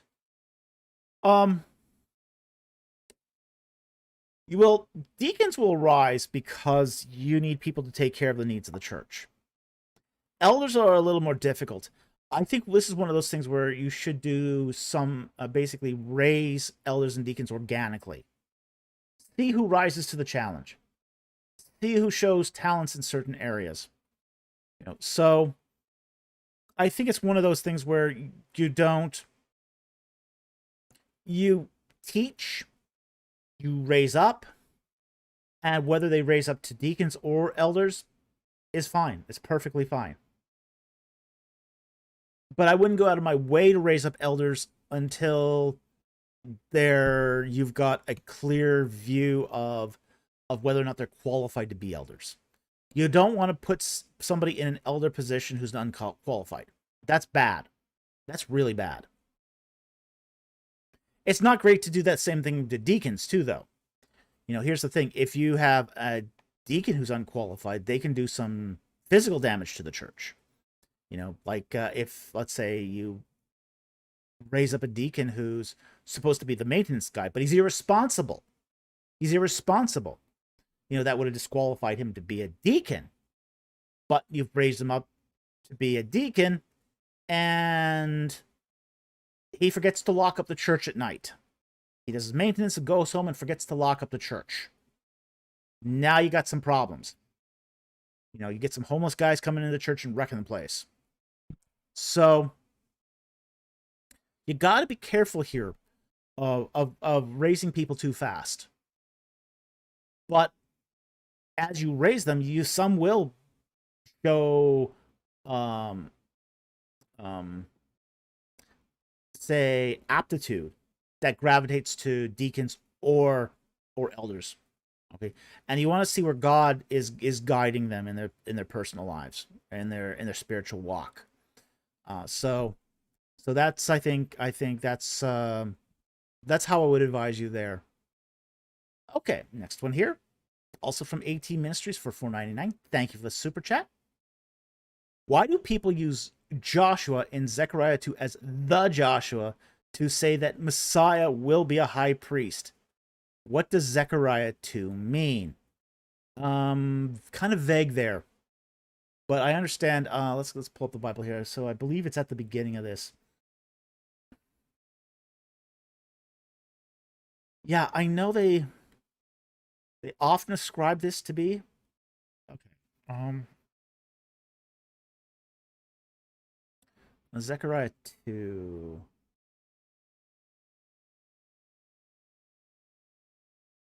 Okay, I don't see this in Zechariah 2. Is it 1:2 you meant?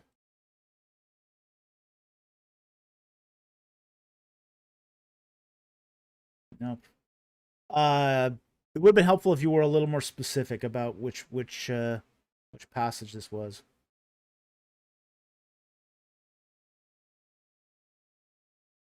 Yeah, I can't find it. All right. But yeah, the idea of that Joshua being the Joshua, again, that's again, I think, a problematic thing. I can't say more because I can't find the passage, because maybe I can just search it. Again, get your verses in the passage.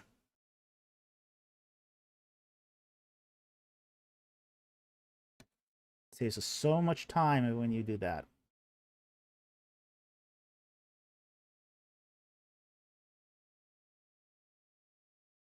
Okay, it's Zechariah 3. Okay. Okay. Then he showed me Zechariah the high priest standing before the angel of the Lord. Okay.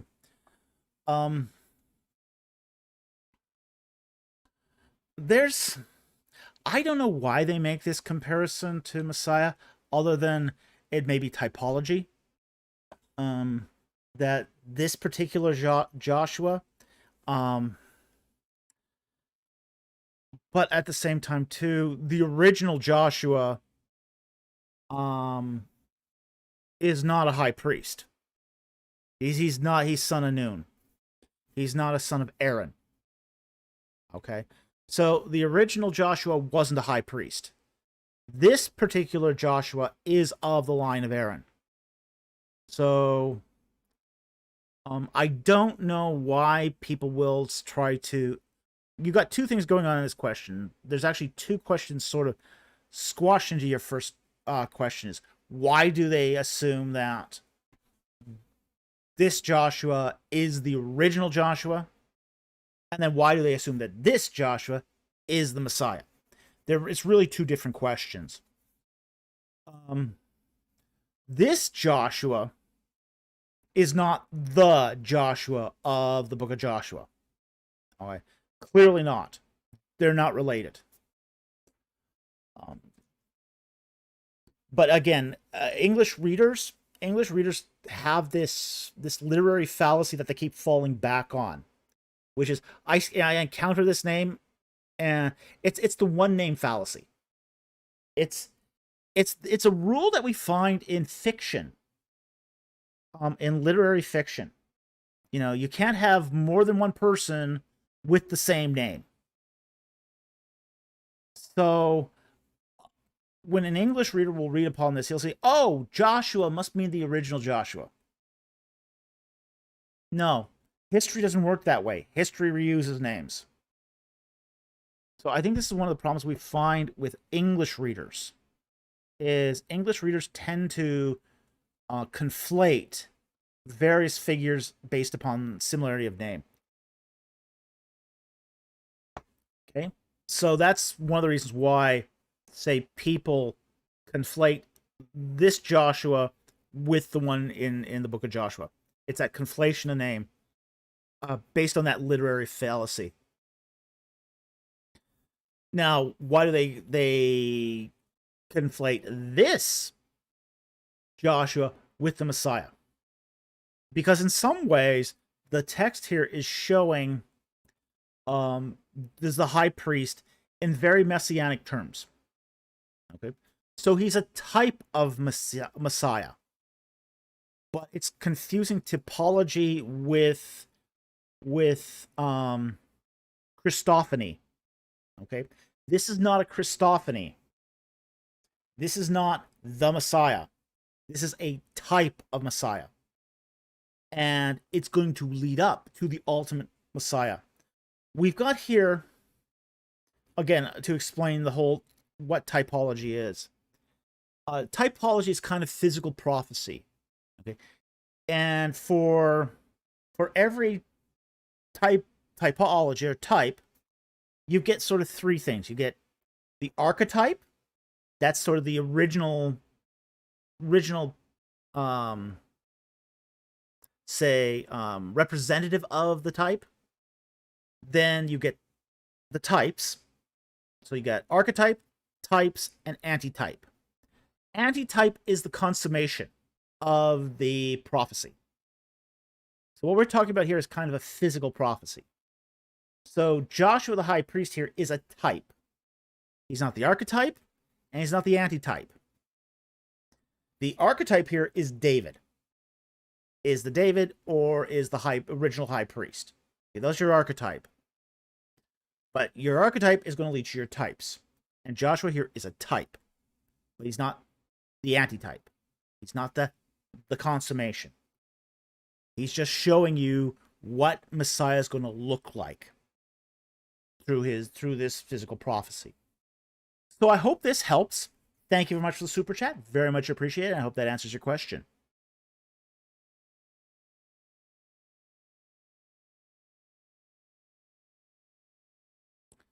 Okay, 18 Ministries for $4.99. Thank you for the super chat. Considering the horse bird is both a bird and spirit, which one is responsible for the transfer of kingship?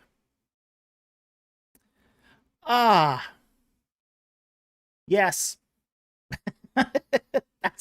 that's a yes. It's going to be the spirit ultimately, because a physical bird is not really landing on the king. Okay. Okay. Sure. No. Well, maybe not. Who knows? Could be. You want me to repeat that?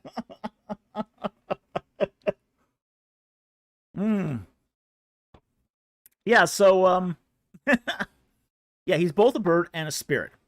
The transfer of kingship is through the spirit. Okay?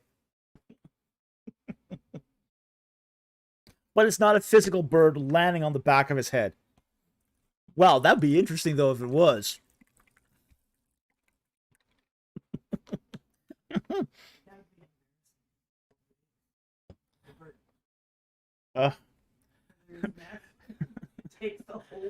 Grabs Pharaoh on the back of the neck with both claws. Talons in the back of their head. Ah!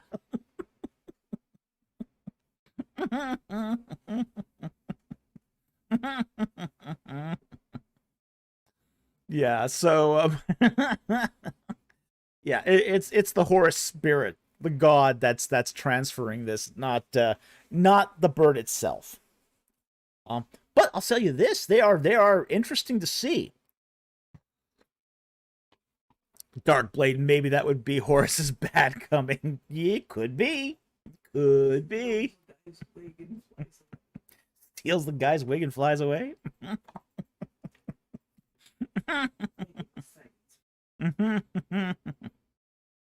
Yeah.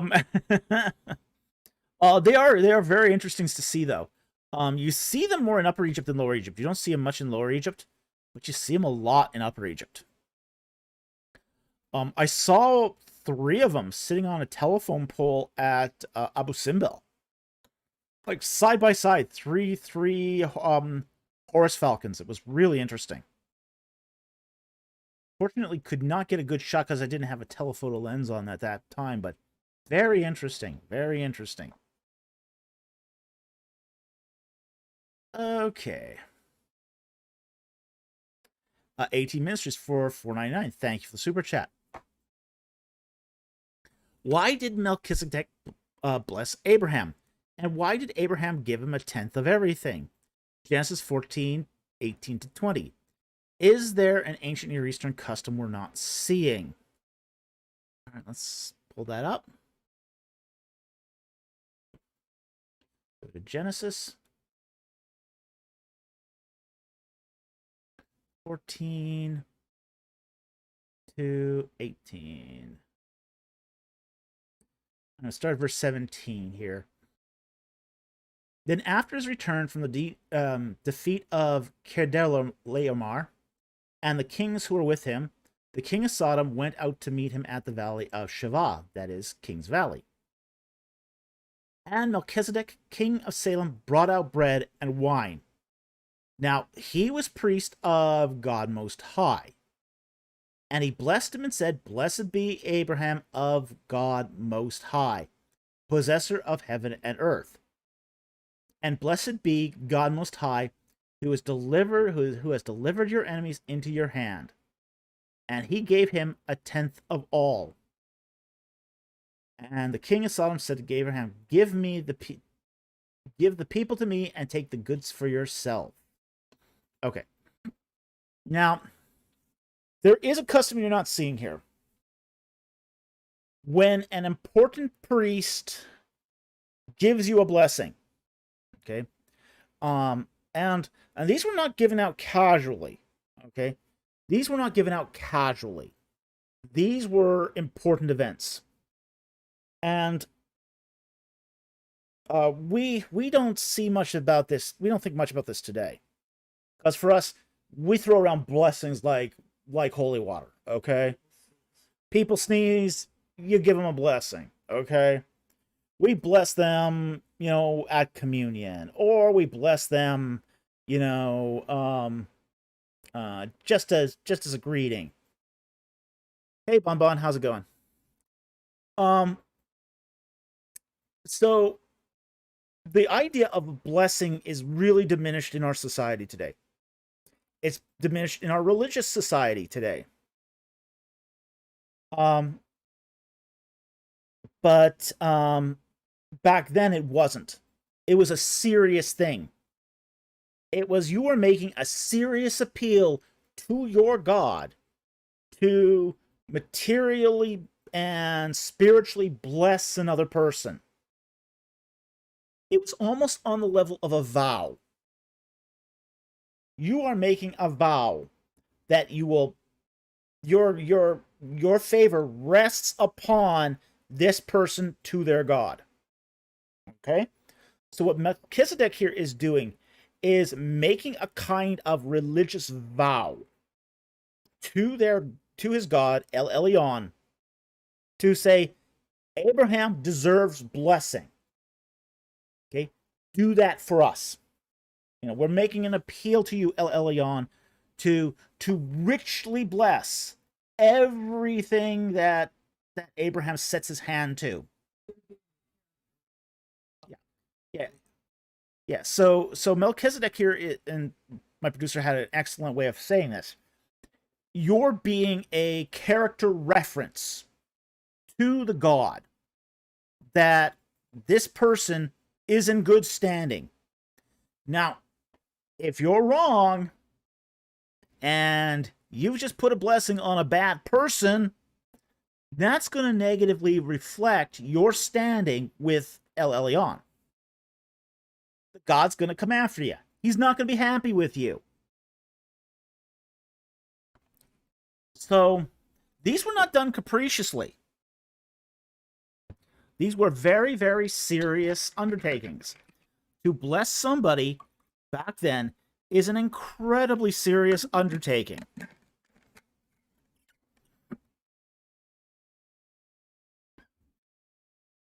No, I don't think he's worshiping a different El Elyon. I think it's pretty much it's whoever identifies with El Elyon. So I don't think it's a different El Elyon. But as I said, it's a very serious undertaking to do this. And the fact is, because it is such a serious undertaking, Abraham preemptively shares that blessing with Melchizedek. And that's why the tithe. So Melchizedek does this very serious undertaking, and Abraham returns 1/10 of what he has as a way of essentially sharing that blessing, what it will be, in a preemptive manner.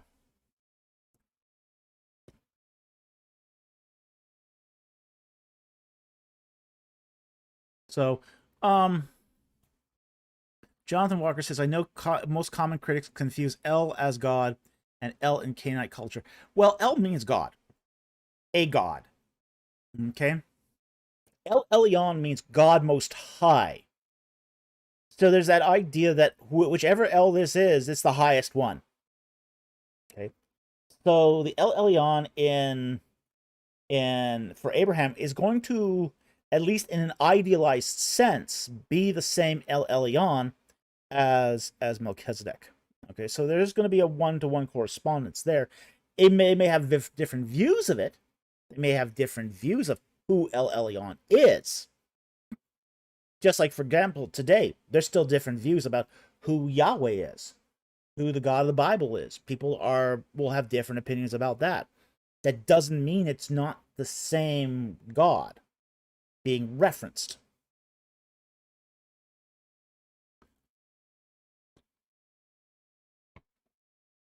Bonbon says, like Amun-Re or Asher or Ishtar or whatever. Yeah. Yeah.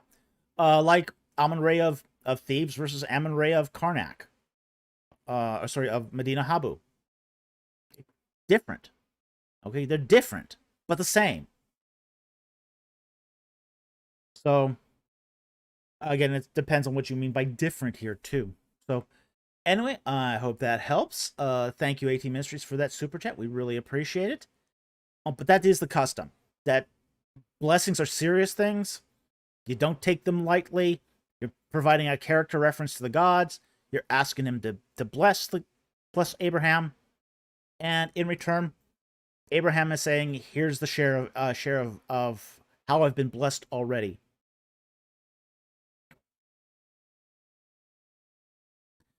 AT Ministries, I like your take on honoring your parents. Where do we see that interpretation through the text? I understand the Bible is highly contextual, but I'd like to know how to explain where this comes from. Okay. It's orient, for those who aren't aware, the whole commandment of honoring your parents is not something it's not a commandment directed to children. It's a commandment directed to adults. It's the commandment to take care of your elderly parents, essentially. Basically, a child is unable in this culture to fulfill the strictures of the commandment.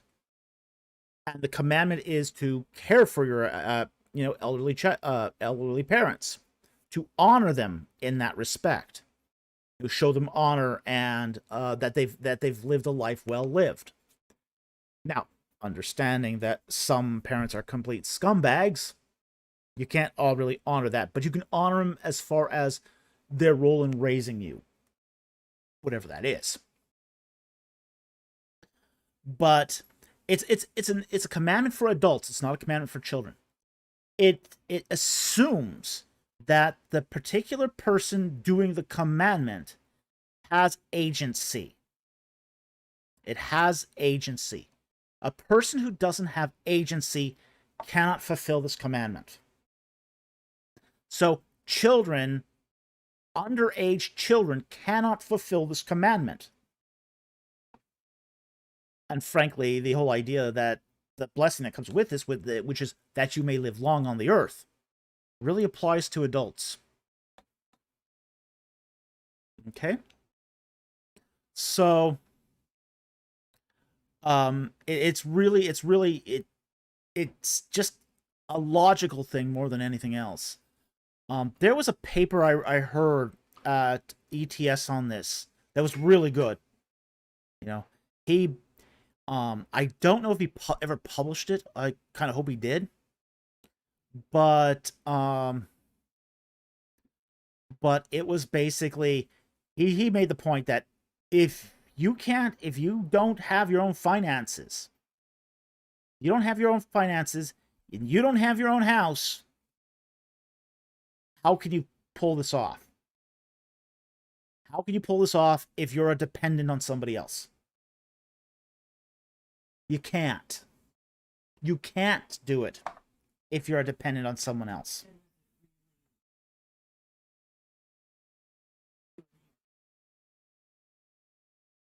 Mm-hmm. Yeah, so uh Mama, love it, Doc. Gonna bank on that. Children are not autonomous, cannot consent, cannot choose, but adult children can. Exactly. And that's why the command is oriented to adults. They can consent. They have their own finances. They have their own abilities to do these things. The commandment to honor your father and mother is for adults. It's not a command for children who cannot consent, have no finances, are dependent. It's not about dependent. And I know that parents throughout time have misused this. It could be the one by Charlie Trim. It was a few years ago. I think I saw it at either the 2017 or the 2018 conference, but I don't remember. But it was at ETS. So, but yeah, it's a misapplication to use it with dependent children. It's a misapplication. All right, so hope this helps. Like for example, like there's several commands about this that are where the children being talked about are adults, like the gluttony one, the drunkard one. You know, where a child, a disobedient child, is stoned. Well, that's not a dependent child. You know, the parents take him to the elders and said, "My child is a drunkard, a drunkard, and a glutton, and he should be stoned."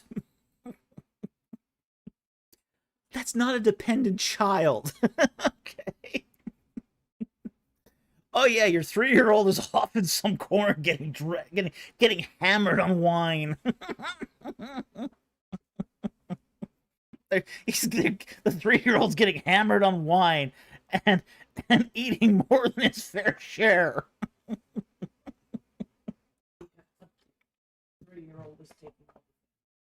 Yeah, the 3-year-old's taking all the family food.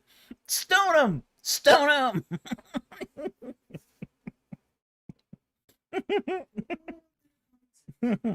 Yeah, but people don't have common sense when they look at these texts. They don't. So,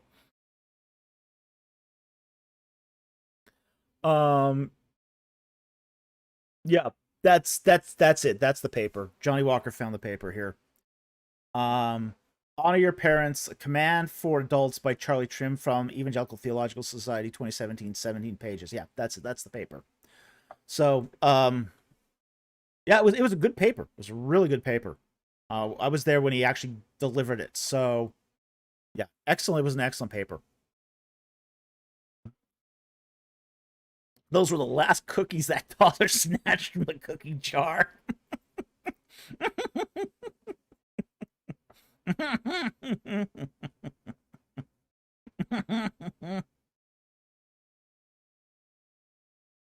Yeah, but again, these are commandments for adults. The stoning of the disobedient son is a commandment about adults. All of these are for adults. Okay, so I hope that clarifies this. Thank you very much for the super chat. Very much appreciated. Bubble Machine just became a new paid member. Thank you very much for the supporting the channel. We really appreciate that. Cool. AT Ministries here for $9.99. Thank you very much for this super chat. Could you explain your view of pastors raising elders to be pastors? It sounds like a monarchical episcopate where pastor equals bishop is greater than elder in your view. But my understanding is that pastor equals bishop equals elder. Yeah. I don't take a monarchical episcopate view on this. I do think that pastor, bishop, elder is more or less synonymous. Okay. The only difference between there's no real difference between a biblical elder and a pastor. Both teach, both preach. There's really no difference. In fact, I think it's almost sometimes better to call, say, pastors the lead elder. They're the lead elder. They're the one doing most of the preaching work. Okay? So I think it's the incumbent upon the pastor, the lead elder, to raise up other elders. And there's not a hierarchy there, but there is a raising up. You know, you're raising up people to be effective Christian leaders. That's essentially what you're trying to do here. Is you're trying to make them effective leaders for the expansion of the kingdom of God. So well, that's my view here, and I don't, as I say, I don't hold to a monarchical episcopate, but I think it's one of those things where you have to create an environment where elders can emerge and start to take on the responsibility of being elders, and that responsibility ultimately leads to becoming pastors. So I hope that helps. Thank you for the super chat, very much appreciated.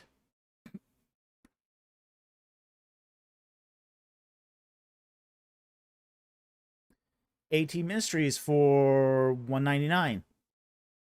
Could you explain what functional creation means? I'm not sure what that means. Yeah, that I don't know. I'm not sure what you're talking about there.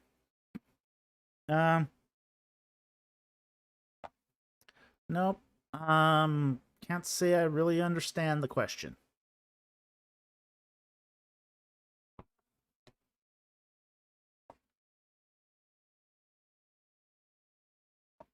Okay. 18 Ministries for $1.99. Thank you for the super chat. Thoughts on the Egyptian anti-hero Moon Knight? Weird. It was weird.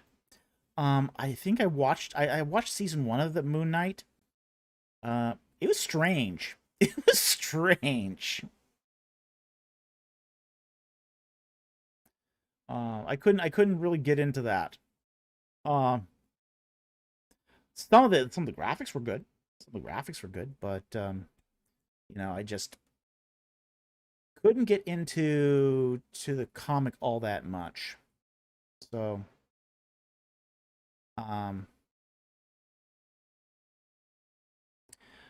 it's probably just color balance.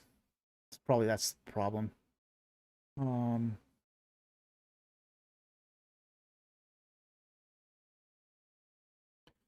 Okay. Let's go on the next one here. 80 Ministries for $1.99. Is your PO box working yet? No, it isn't. We got to go out and get a new one. And cancel the old one. The old one is just not doing it. So, yeah, it's proven to be a real pain in the butt. So,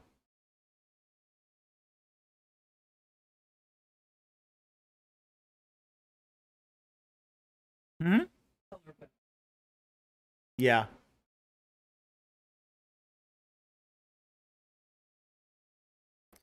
Yeah, it's probably color balance. We have to play with that sometimes, unfortunately. And it is really hot in here today too. That doesn't help. So,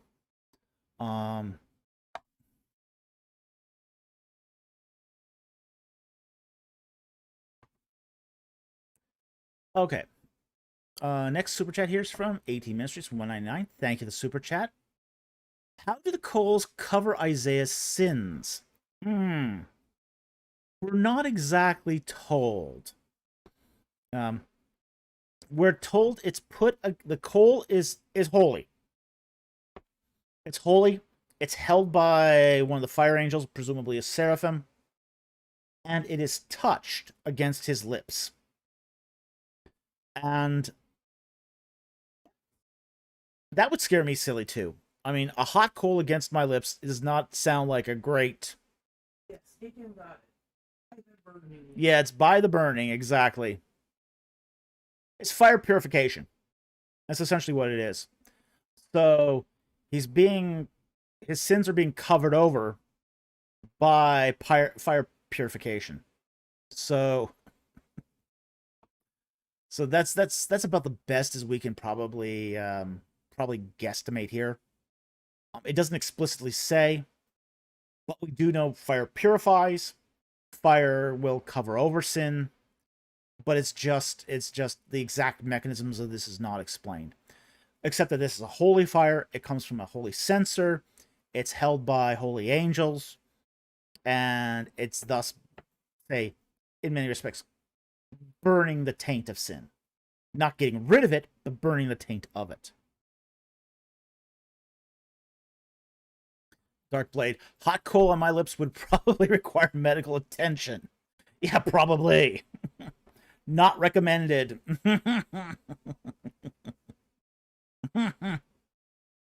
I don't see a lot of Hebrew roots guys going out and doing it. Just saying.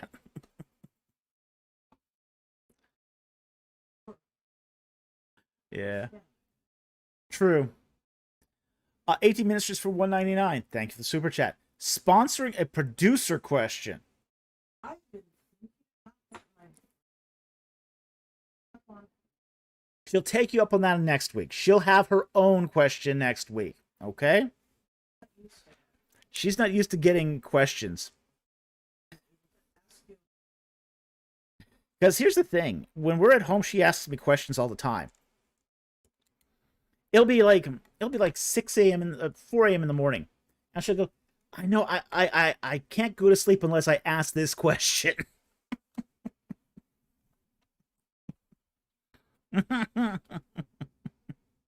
Jack Ray. Oh, we can sponsor producer questions now. You always could. You just never availed yourself of it.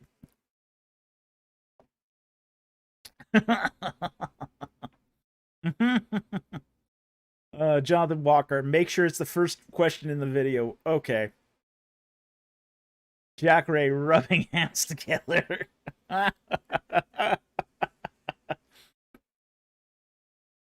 Pretty sure that too. Mama says, I'm pretty sure the producer has a direct line for her questions. Yeah. And she does ask me questions. She does ask me questions. So, we were, and she's a scholar in her own right. Okay, she's given academic papers. We were at a place at a church, and she had given a talk, and one of the ladies, came up to me afterwards, after her talk, after her lecture. And she says to me, do you talk like this at home? I said, yes, but with more jargon. And she said, you two must have some very interesting pillow talk. We do.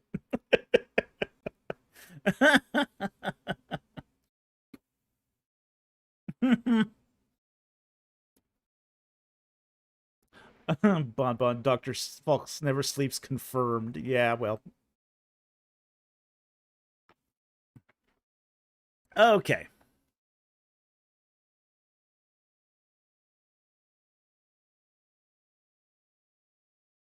Do you mind me answering that? It was supposed to be when you got. Does Ms. Falk hold a PhD? No, she doesn't. She holds a Master's of Arts. That's her highest degree, and it's in bioethics. We were planning on having her do the PhD after I got an academic job, and that never happened. So unfortunately, that never worked out. So,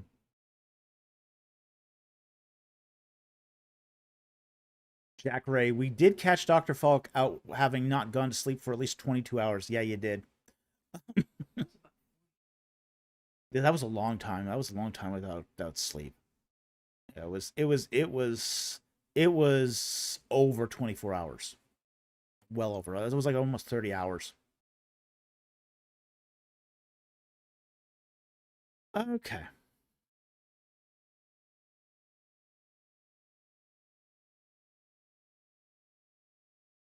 We got a super sticker here from Vermin the Trash Rat for $1.99 or $1.49. Thank you very much for the super sticker. Really appreciate that. I don't see any question attached to that, so that's cool. We thank you for your support of the channel. We also got a paid membership here from Milo Mortimer. Thank you very much for doing a paid membership and supporting the channel. We really appreciate this.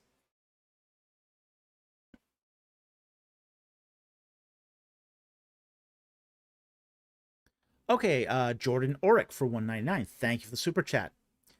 Your view of Torah author, Moses supplementary.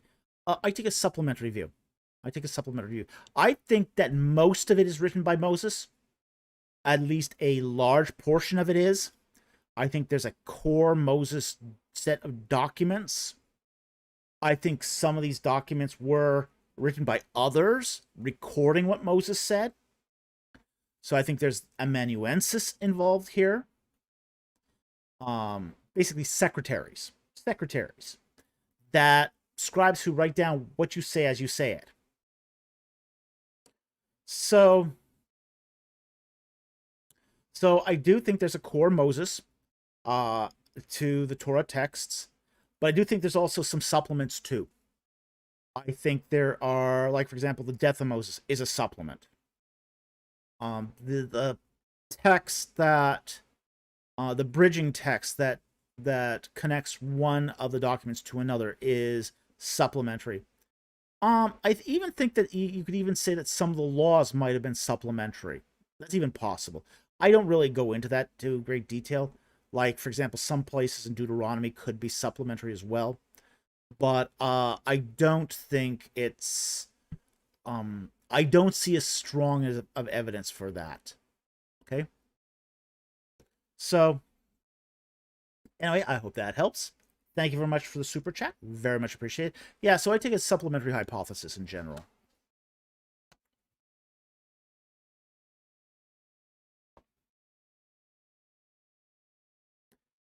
Okay, SDRC 9121 92126 for $5. Thank you for the super chat.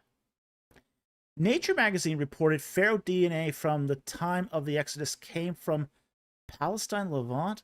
What was Pharaoh's role in the Red Sea slave trade? I don't know what he means by Pharaoh DNA. I think you mean Egyptian DNA. Maybe.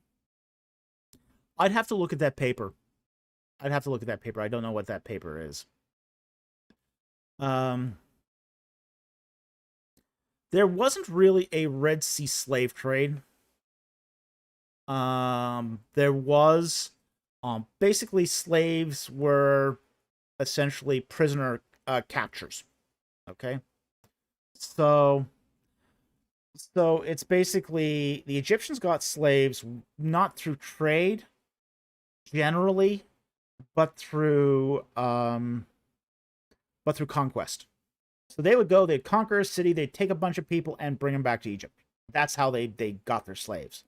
It was cheaper to do that than it was to buy them.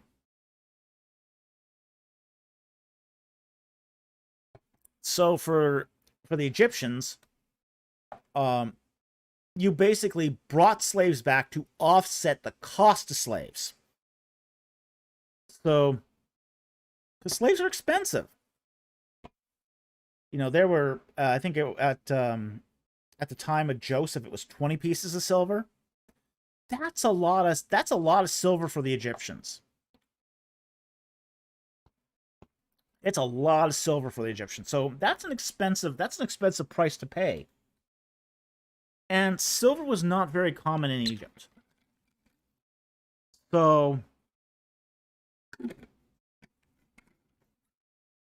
and traders in, say, the Ishmaelites and the Midianites, they preferred to trade in silver. They preferred to trade in precious metals. The Egyptians didn't like parting with their precious metals. Anything that caused precious metals to leave the country was not a good thing. It debased their currency. So, cheapskates. Yeah. Yeah, they were. Well, they were economists. Yeah. Yeah, the Egyptians knew generally how an economy worked. So it's it wasn't so much that it was cheap, but they understand how economies worked. And to defray the cost of slaves, they would just go get more. It's cheaper. They kept the metal currency inside the country.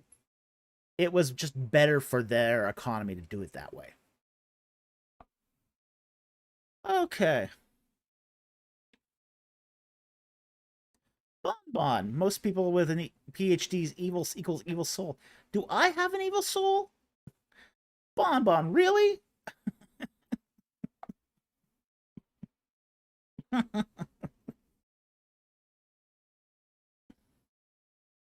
Harry Stark asks, Kiara Falk, do you need to submit a recommendation when you apply for a funded PhD program? Oh yeah, you need recommendations. You need recommendations for any PhD program.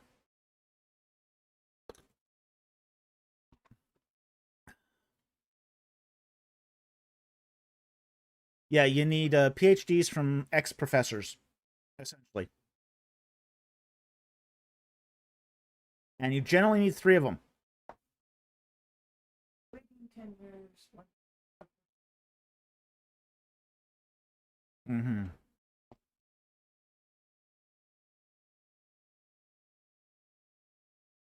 Okay, let's see here. Any other super chats? I think we're getting close to the end here.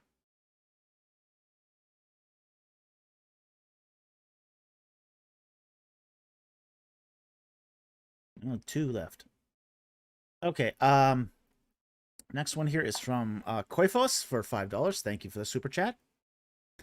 Is Jude affirming the prophecy from Enoch as a historical utterance from him in Jude 14 to 15? Okay, let's bring that up. Oops, wrong one. Not Mr. EC. No, Mr. EC. Okay, Jude.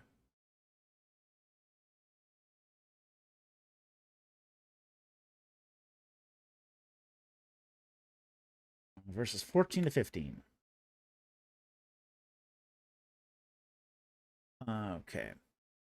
And about these also, verse 14, Enoch in the 7th generation from Adam prophesied, saying, Behold, the Lord came with many thousands of his holy ones, to execute judgment upon all, and to convict all the ungodly of their ungodly deeds, which they have done in an ungodly way, and of all harsh things which the ungodly sinners have spoken against him. Okay.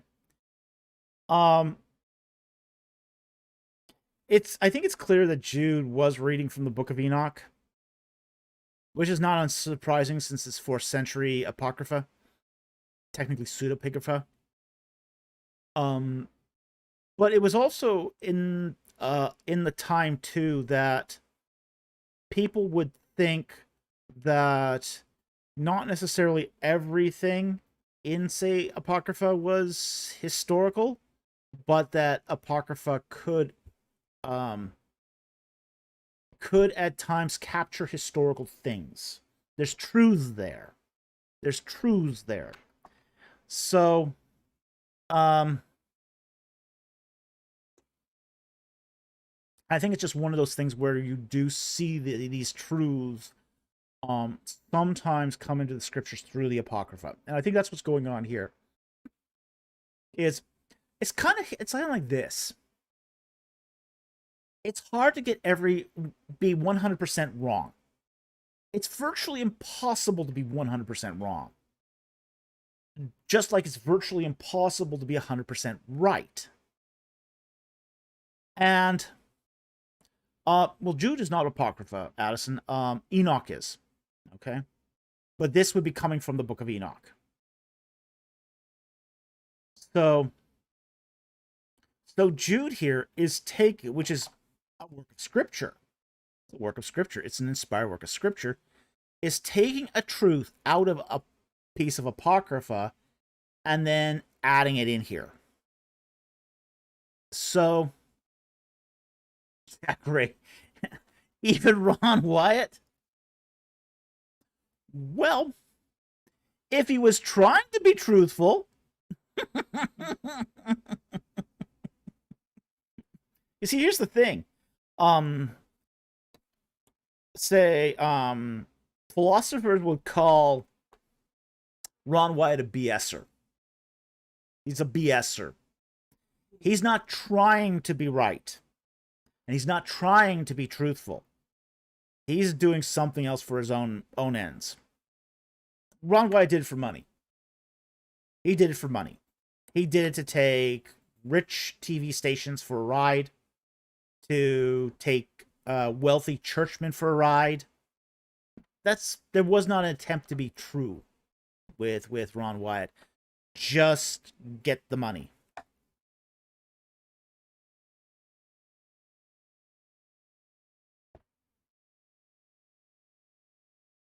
Darkblade says, my take is that the Book of Enoch is mostly mythology, and I would agree with that. If it gets anything from the real person of Enoch, then it's either a lucky guess or several millennia of oral tradition. Yeah, and I think either one of those is acceptable in this case.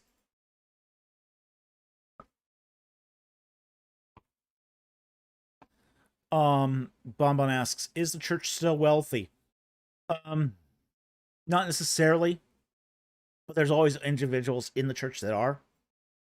So, you do still find wolves going from church to church trying to separate the church from its wealth.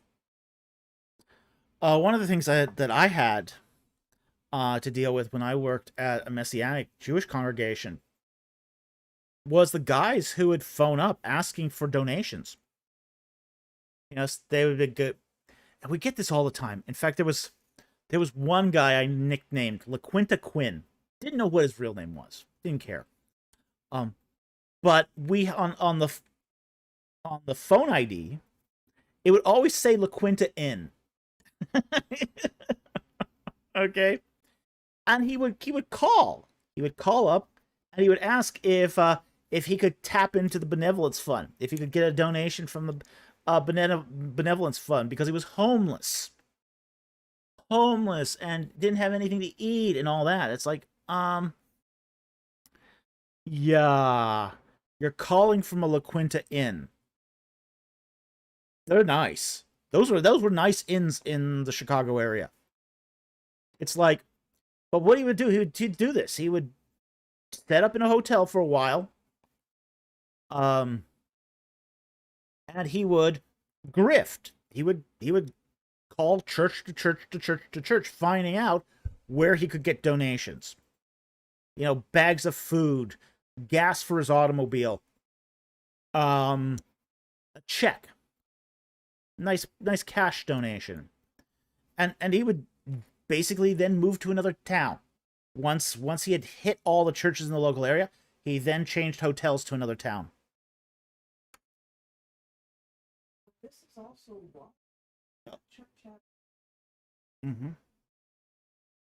Yeah. Because they don't talk. Alexa says scamming churches is crazy. Yeah, it is. And we always had a policy at our church to check out the story. If their story made sense, then we might give them something. But we also had the policy of members first. Members get first from the benevolence fund. That's what it's there for. Is for the members. Any outsiders, okay, we check out their story. Like, for example, there was a guy who rolled in one Sunday, and he said, I'm out of gas. Could you buy me some gas? Give me some money for gas. Okay. So one of the elders went and checked his the gas dial on his car while he was in service. He had nearly a full tank. Nearly a full tank. Mm. Yeah. So you got these scammers all the time that hit up churches. All the time. So you do find that everywhere. And as I said, when I worked in churches, that's what I saw. So okay, final super chat here is Jack Ray gifting the channel another 5 Egypt in the Bible memberships. Thank you again. We so appreciate your support of the channel, and we couldn't do this without your generous support. So thank you very much. Okay.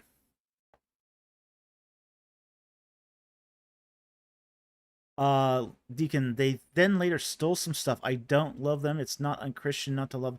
You know, there will be some of these guys too that will vandalize your church if you don't give them a donation, or call the police on you if you don't give them a donation. Yeah. Yeah, this is one of the reasons why um churches do need policies on this thing. Okay? Because sometimes they will say, well, you know, the church wouldn't give me a donation and was being discriminatory. You know, I want to press charges. Well, if you got a policy, you can show them. Show the police. It's like, well, we don't give them to everyone. That's really helpful. You know, that defrays some of this. Yeah, widows indeed, yeah. You know? So I think every church should have a benevolence fund for its members, but also just keep in mind that you need a good policy to administrate it and to basically push back against some of the issues that could come up. Because one of the things you don't want is whoever tells the best story wins. You get this too. Um, you get this where the guy who tells the best story gets the most. And that's not a good way to assess need. The guy who's the grifter has a lot more. Oh, yeah. Yeah, the guy who's the grifter has a lot more practice telling stories than somebody who has a legitimate need. You know, they're practiced at stories. They know how to get the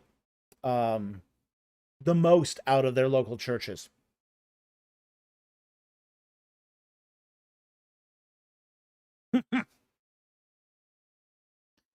Chow Yi, with a name like LaQuinta Quinn, you wonder if he's more troll than con man. Oh, he was definitely a con man. As I said, he would roll in once a year, every year, like clockwork. He had a route. Yeah, he had a circuit. Regular. Yeah. This is what he did. Yeah, this is what he did for a living.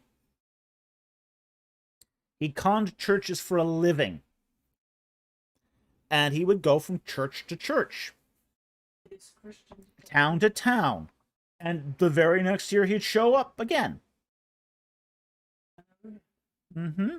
So,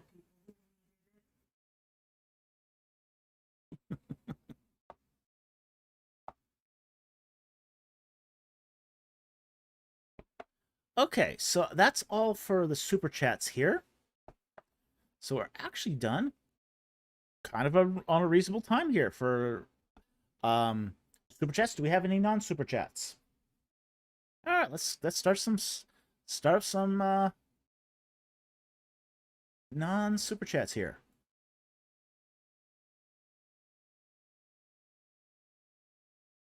Let's see, Deacon just popped up one.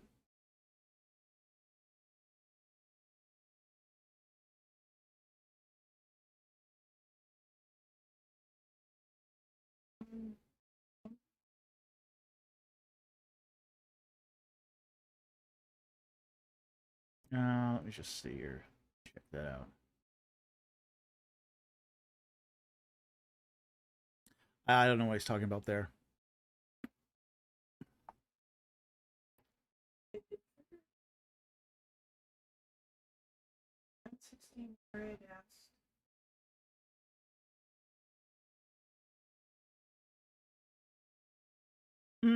Okay. If everyone wants to know, huh? Okay, and what time is that? 9:16.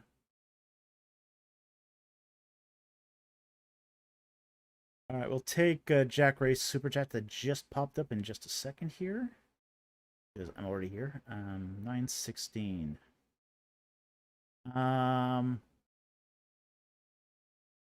All right, Harry Stark asks, what should Christian males look for in a future Christian wife during dating? Okay. You want to make sure you're equally yoked. All right. Now that's a verse that's often taken out of past context here and applied to marriage, but there's a truth to it. The idea here is you two are on the same page. What you want to do during the dating process is see how similar things are. See where you two agree. Where do you disagree? Okay? Do you agree on how to raise children? Do you agree about the Bible? Do you agree about traveling? Is it okay? I mean, are you going to be married? Or is one of you you've lived all your life there and you're going to stay there? Yeah. Do you two agree that on where you were going to live? My producer here just say, like, for example, one of you might have to travel for your work. The other one wants to stay in the same town. Is that going to be compatible with each other? Yeah, make sure she's eligible. Okay. Jack Ray says, make sure she's not currently married. Exactly. Yeah, a lot of people don't do that. Check. Verify. Okay. Verify that she's available. Woo. You know, that gets messy. You know, there's been people who got married and found out that she was already married. And Jonathan Walker brings up a point. Garbage dates. Mm-hmm. Yeah, it is. And people are doing that now. They are recording somebody that this is a date. Yeah. Yeah. Yeah, you know, you got to make sure you two are on the same page. You two have to be on the same page spiritually. It's one of the reasons why I think it's kind of difficult and potentially hazardous for someone to marry a new convert. A lot of people go, "Oh, she's Christian, that's enough." Well, what kind of Christian is she? Is she strong in the faith? Does she have strange views about, say, the essentials of the Christian faith? You know, some of this you can work through, some of this you can't. You know, is she a Christian who believes in doing Wicca ceremonies half naked under the full moon?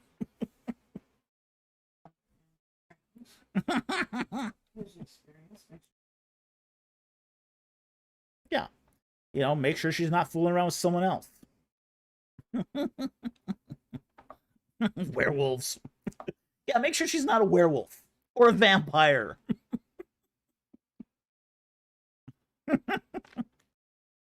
Or a zombie. Yeah, don't marry any corpses. That's not good either. That would be an ineligible bride.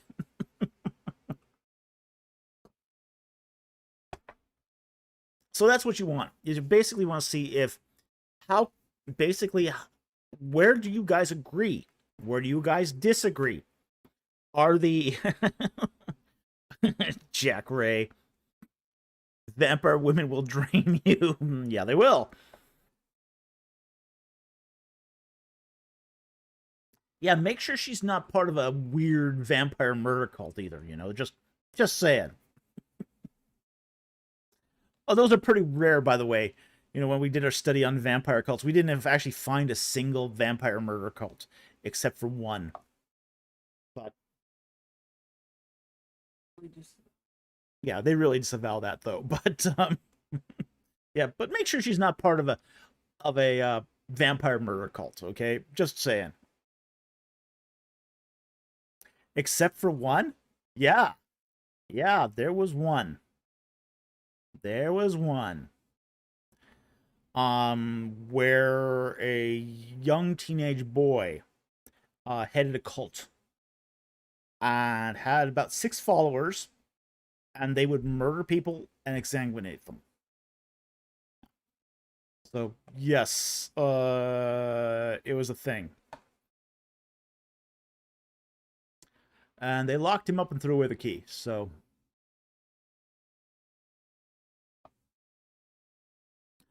okay, so again, that's what I would recommend for say how to choose a spouse. Essentially, is she available? Is she faithful? Is she biblical? You know, these are all questions. Yeah, yeah. It's going to be very hard. You're going to need to take your time on this. You're going to really need to take your time and figure it out. This is why a dating, figure out what her character is. Figure out what her character is. You know, um, figure out her strengths and weaknesses. We all have them. Better you know about them now than after the I do's. You know, it's just, you know, is she BC? Does she submit to Christ, her Father? That's a good question. If she submits to Christ, then yeah.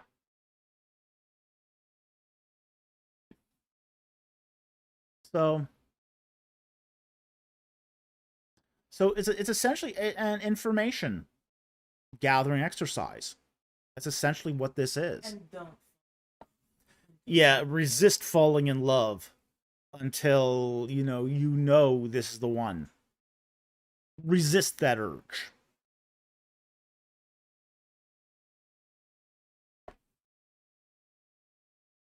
Yeah, it's a long interview. It's a very long interview. It should be.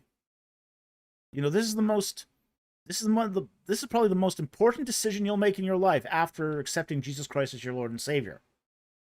Marriage is number 2. Marrying a No. Bonbon asks, is marrying a robot waifu fine for a Christian marriage? No. Ineligible for marriage because it's not a human being. Wrong species.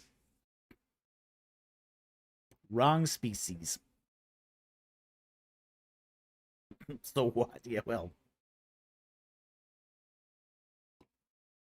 I mean, there was a guy who decided he wanted to marry his automobile. Bizarre.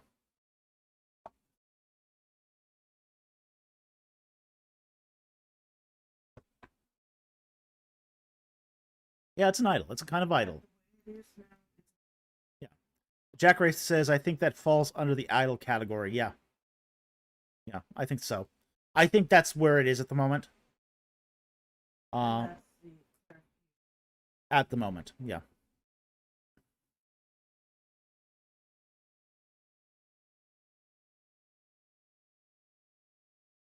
woman married. BC says a woman married a fence recently. Well,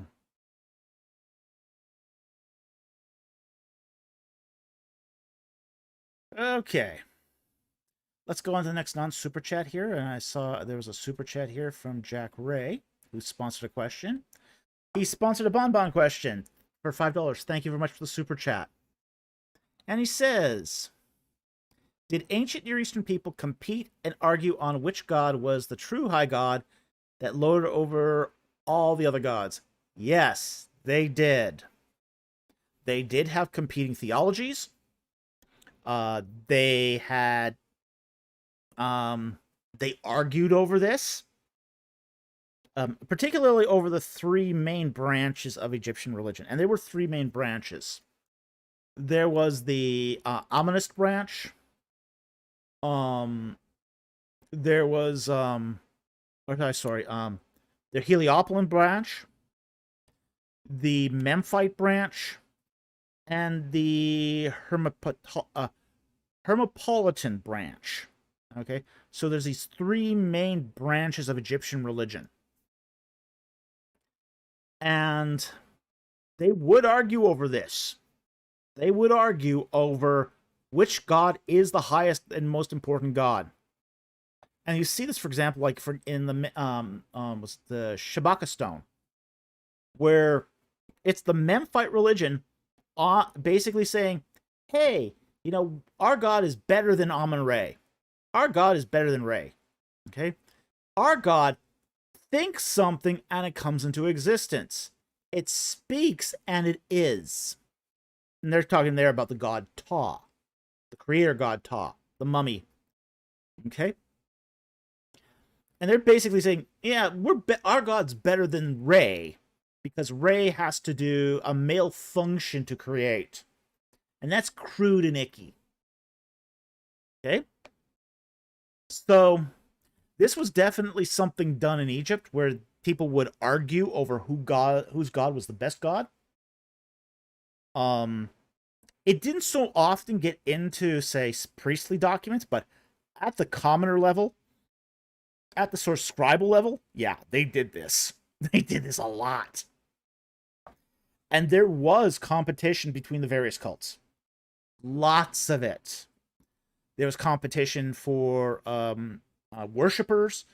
They would even have marketing schemes, okay? Especially in a big cult city like Heliopolis, where you had like lots of different cults in the same place.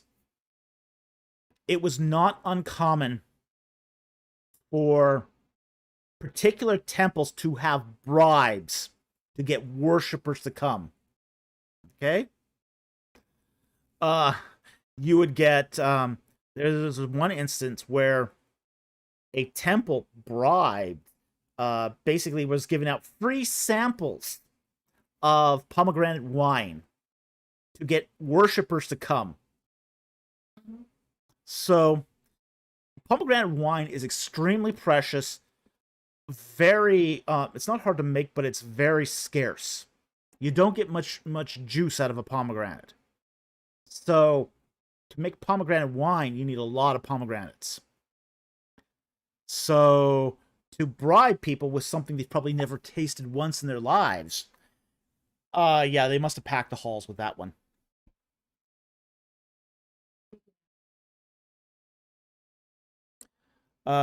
Deacon asks, let me see here. Wrong one. Deacon asks, was monism a thing back then? Not really. No, it wasn't really a thing back then. That's more of a modern thing. The closest you're going to get to that is pantheism. That's about as close as you're going to get.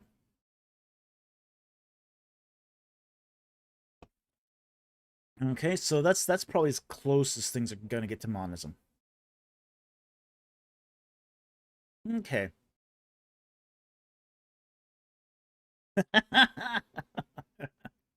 Chow Yi, ancient Egyptian youth church pizza night. Hey, I'm in. At least until they start the sacrifices.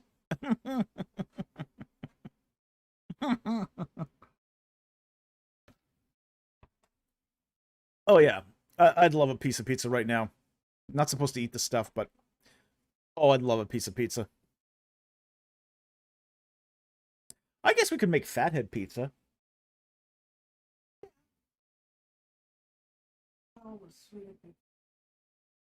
Yeah.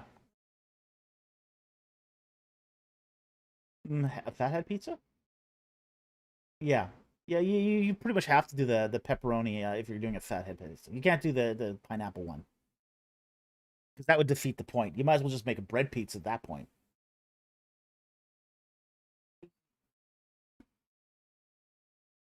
Oh yeah, fathead dough's nice. I like that. I mean, it's a decent pizza if you are on a ketogenic diet like we are. So so absolutely.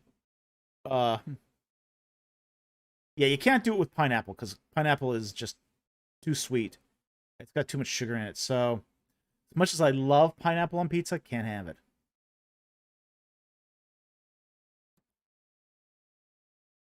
You could ferment your pineapple. Fermenting pineapple's tricky. It's very tricky. Uh, one of the problems with pineapple is so hot, it's so acidic that it often tends to inhibit yeasts. So fermenting pineapple tends to not always result in a good product. Sometimes you can get away with it if you add, say, baking soda or calcium carbonate to reduce the acid. Then you can get it to ferment, but it's not an easy thing to ferment.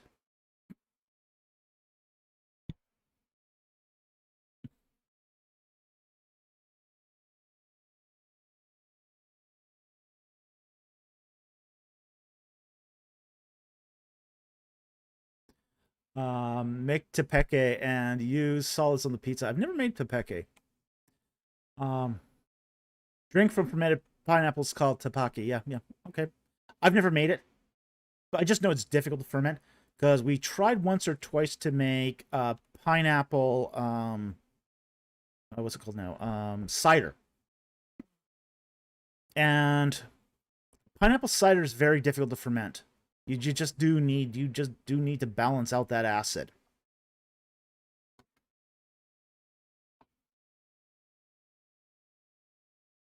Okay. Any more non-super chats here? Um, where did ask for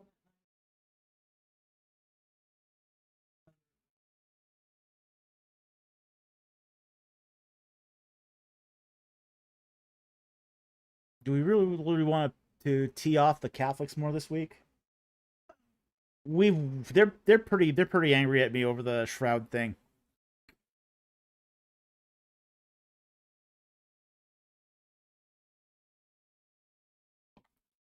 Zachary says yes. He wants us to annoy the Catholics even more. Virgin Mary is the mother of God under. Yeah. Um yeah, Harry Stark asks, is the Virgin Mary the mother of God and the Queen of Heaven? Okay. Those are two questions, two different questions. Um is she the mother of God? Um she's definitely the mother of the God man as the Theotokos. Okay. So that in that and I would hear go with say Saint John of Damascus's definition here. So yes to the first part. She's not the mother of the Trinity. I want to make that clear because that sometimes gets misquoted. She's mother of the second person of the Trinity through the incarnation. Okay? Don't. Yeah, a lot of people don't get that distinction. Okay, so she's the Theotokos. She is. We would subscribe to the first Marian dogma as least as properly understood. The Queen of Heaven's a different question. That comes from Revelation chapter 12, and Revelation chapter 12 does not equate Mary to the woman. Um, but that symbolism from Revelation 12 is a it's taken from the dream of Joseph, and it's talking about the nation of Israel. So the first part one, yes. Part two, no. So it's just one of those things um where it is talking about something other than Mary here.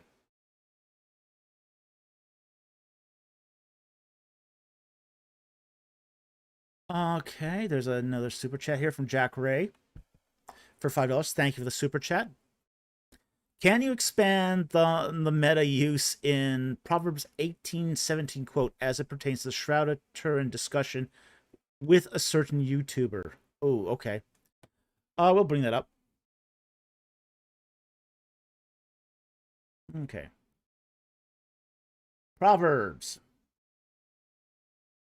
18, 17. Okay, again, this is a proverb. It's in poetic form. We got to understand there's a couplet here. And you have to identify the couplet. Okay? So if you don't basically have the couplet together, you just are missing part of the interpretation. Okay? So, I believe here the couplet is 16 and 17, but let me just double check that. VHS for this. Just a second to make sure I've got this correct. Unfortunately, you don't see that couplet structure unless you go to the Hebrew text. And a properly formatted Hebrew text. So I gotta look that up. There's Psalms.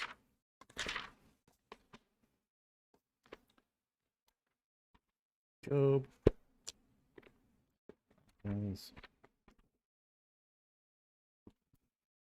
Proverbs.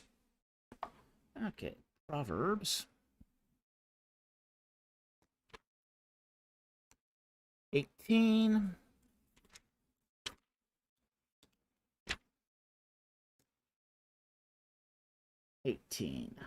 Verses 17.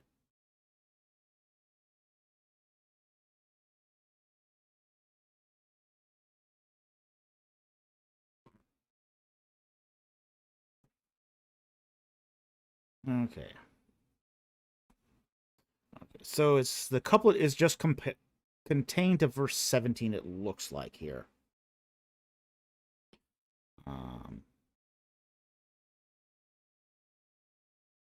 Although it could be going on to 18 as well. All right, we'll take 17 and 18 together here. It's, yeah, because the chapter ends at 24. So 17 and 18 are probably a couplet. All right. So, the first to plead his case in verse 17 seems just, righteous, until another comes and examines him. The lot puts an end to contentions and decides between the mighty. Now that's interesting. Okay, so let's take that in context. Let's take that whole thing in context. The first to plead his case seems just. Then the other comes along, and he seems just too. The lot, this is a dice, decides the matter. Okay? Decides between the mighty. Now this is, you never hear the second one here. You never hear the second singlet here added to this conversation. So basically what they're doing is both men are pleading a case. And it's a close case. So what do? You throw a dice. Have you ever heard of that interpretation, hun? Where you have one guy, yeah, and you just roll the dice to decide the matter. Hey guys, there's a biblical case here for dragon dice. Oh, by the way, we will be doing another D&D game at the next ETS. So we are starting to do preparations for that too. Yeah. Yeah. The Bible Exegete says, let's sell this like true men through the dice. Jonathan Walker, it's like flipping a coin, heads or tails. Yeah, exactly. That's exactly what this is. So, you know, what we have here is two people who are arguing well. They're arguing well for their case. The first man is arguing well, but the second one argues well too. And then you go, okay, maybe the first one's a doubt, but maybe the second one is also. Flip the dice. D&D roll. First one to get D20 wins. Yeah, so that's what's happening in this couplet. Is the first one is going to plead a case. Second man is going to counter that case. It's undecided because it's so close. So you flip the dice. PC. Will you challenge Bertuzzi to a dice off? No. Nah. No, we prefer using our dice too. Oh, but we are going to have a special dice treat coming up in the near future. Yeah, I should say this. We're not going to get into details, but we've got a special dice treat coming up on the channel.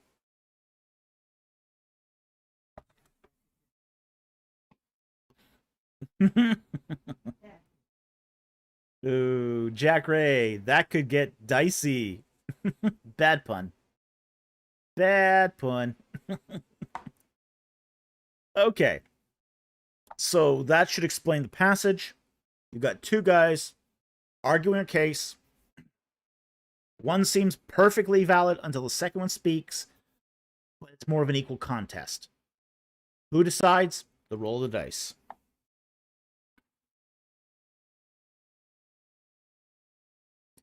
All right, so that covers Proverbs 18. Now, the Israelites did use this from time to time.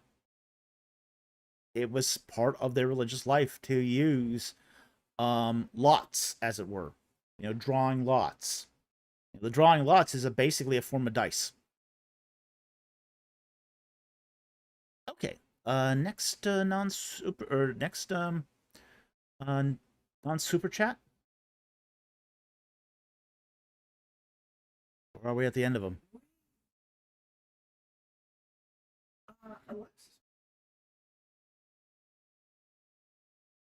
Where's that? 921.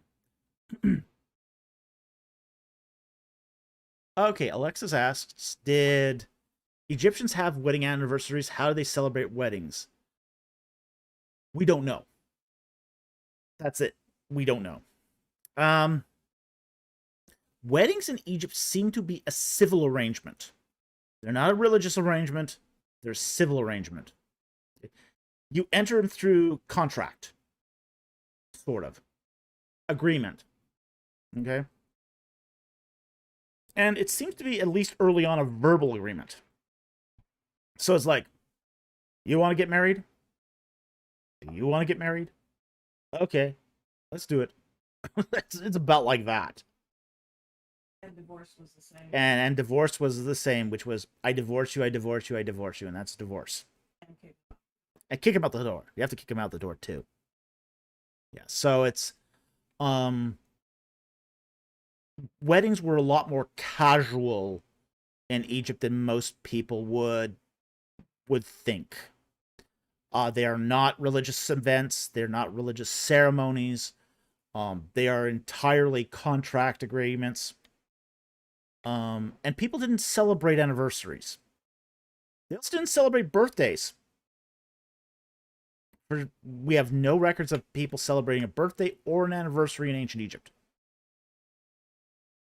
Jack Ray, casual start, casual end. Yeah, pretty much. That's about it. Unless children were involved, in which case, if children were involved, things got sticky. Like always. It's always the children.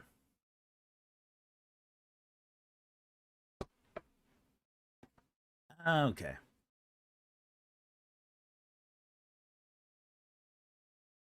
I saw a few more interesting questions, so I'll go down here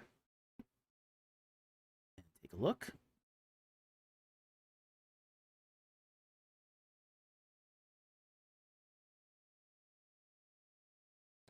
$11.23. Oh, the Solomon one? Um, okay, he says, is the wisdom of Solomon, uh, chapter 2, 12 to 20, which describes the righteous man, a prophecy of Jesus, or as some people claim? Um, wisdom of Solomon.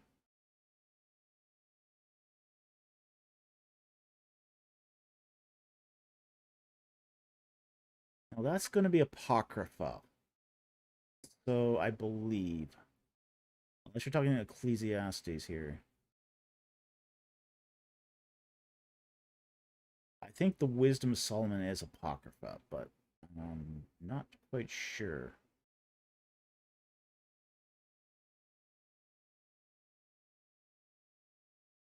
Go to my NAB.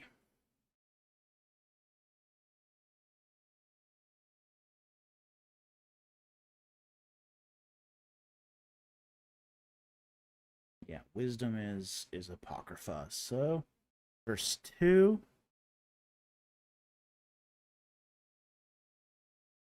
Pull up the Bible there. 12 to 20.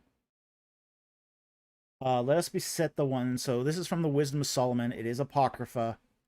Let us beset the one, because he is obnoxious to us. He sets himself against our doing, reproaches us for transgressions of the law, and recharges us with the violations of our training. He possesses to have knowledge of God and styles himself a child to the Lord. To us, he is the censure of our thoughts. Merely to see him is a hardship for us, because his life is not like other men's, different are his ways. He judges us debased. He holds aloof from our paths as from things impure. He calls blessed the destiny of the just, and boasts that God is his father.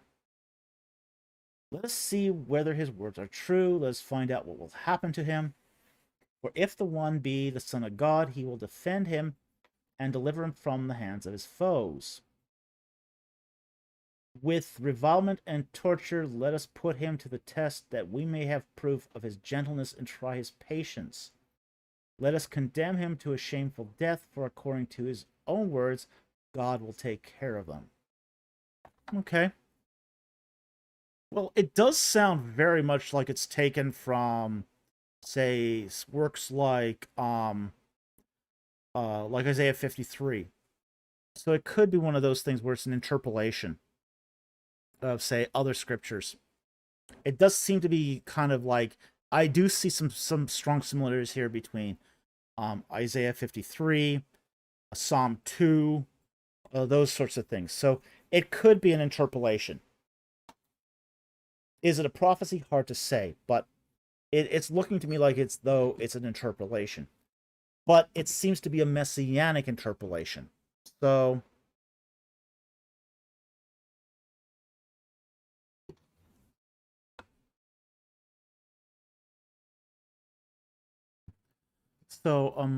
I'm reticent to call it a prophecy, but it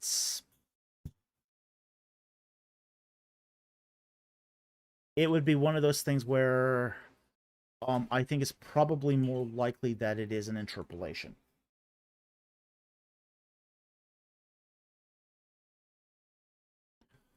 But that's where I would go with that one. I would have to know more about the context of the book too before I make any final decisions there. And I don't know much about the book or its authorship to say for sure. So I hope that helps. Thank you for the question. Very much appreciated. Okay, next one here.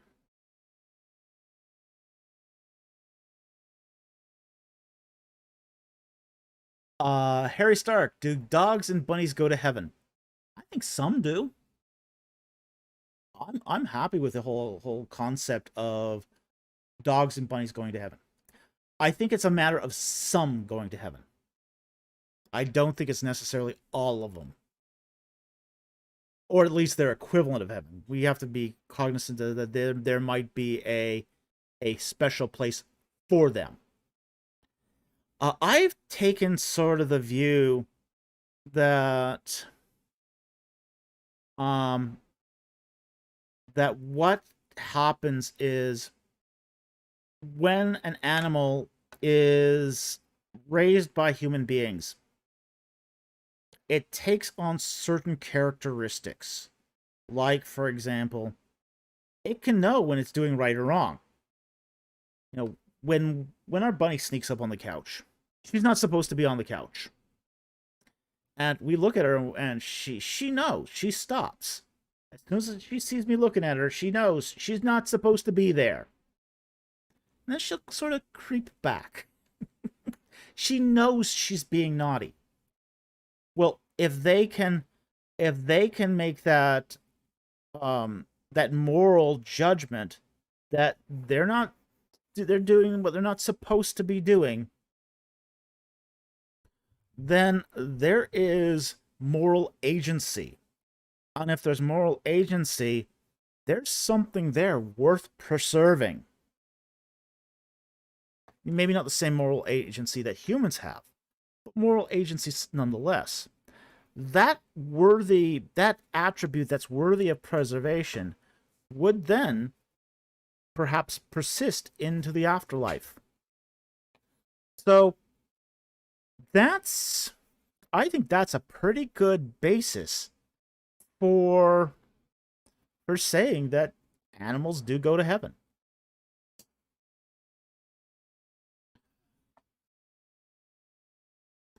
BC says, I agree. I think most animals lack individuality until they've been in a relationship with humans and they express as individuals. And I think that's really important. We do develop as community.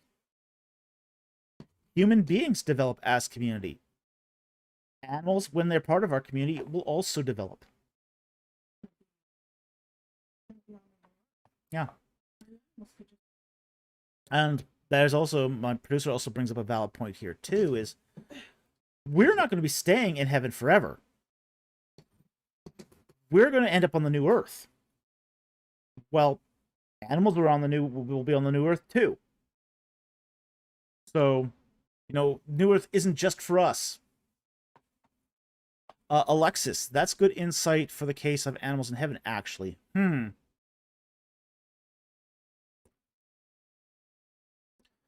Jonathan Walker says, I think God would allow animals in heaven. Why just let us humans in heaven and not other forms of life? I think one of the problems here is we have a very small concept of heaven. Very small concept of heaven. And I think that's one of the problems I think we have is we sort of think, well, we got this small concept of earth now. Oh, heaven must be smaller than earth, right? It's just God's throne room, right? No, it's vast. Heaven is vast. It's huge. It's full of spirit critters. Okay? We are going to be one spirit critter among them. Our conception of God is very small. It's very small. Our conception of heaven is equally small. The idea that everything is so exclusive in heaven that and some of this comes out of bad theology. Some of this is just comes out of the poverty of the human imagination. When we talk about heaven, we're talking about something incredibly vast. We're not talking about a world or a small throne room. We're talking about a vast domain. Vast domain that includes conceptually hundreds of thousands of locations, full of spirit critters. We're going to be spirit critters among them. Some animals will be, at least some animals will be spirit critters among them. Very, very vast, this thing called heaven. So, I think we often get too parochial, too narrow. Our idea of God's too small. Our idea of heaven is too small.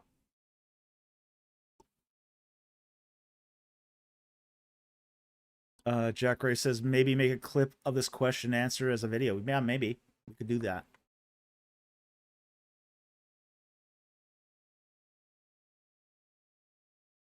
Jonathan Walker says, I've heard people say no for animals because we have souls and they don't. Well, that doesn't mean that they're unpreserved. You know, even if they don't have a soul, they have a spirit. Who's to say that we don't? We might just be a different form of spirit. Yeah. I mean, we now know, unlike the Babylonian, Catholic Church, all those years ago, animals have Mm-hmm. they have a sense of individuality. Mm-hmm. They will mourn somebody who died. Andy Gone Wild, why would animals not have souls? Well, this also begs the question, too, demands the question of why can't animals emerge having souls? That's another thing. You know, it's possible that the soul is an emergent trait. Very likely that it's an emergent trait of some kind. That people and animals emerge, and in the case of people, we emerge with them automatically. It's part of our nature to emerge with them. But I also think, too, that in the case of animals, if ones that are in relationship with mankind, they could have that emergent property also, especially given the moral reasoning argument. So if they have moral reasoning, then the soul is emergent. And if it's emergent, that's something that can be preserved. So I hope that answers that question. That's a great question, and thank you for asking this. Okay.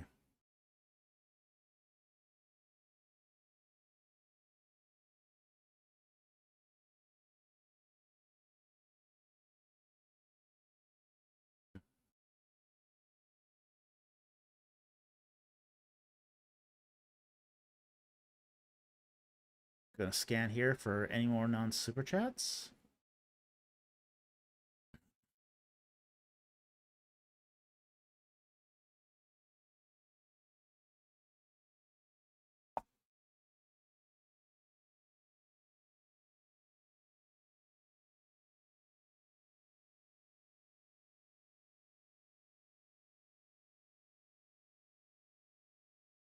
Mm-hmm.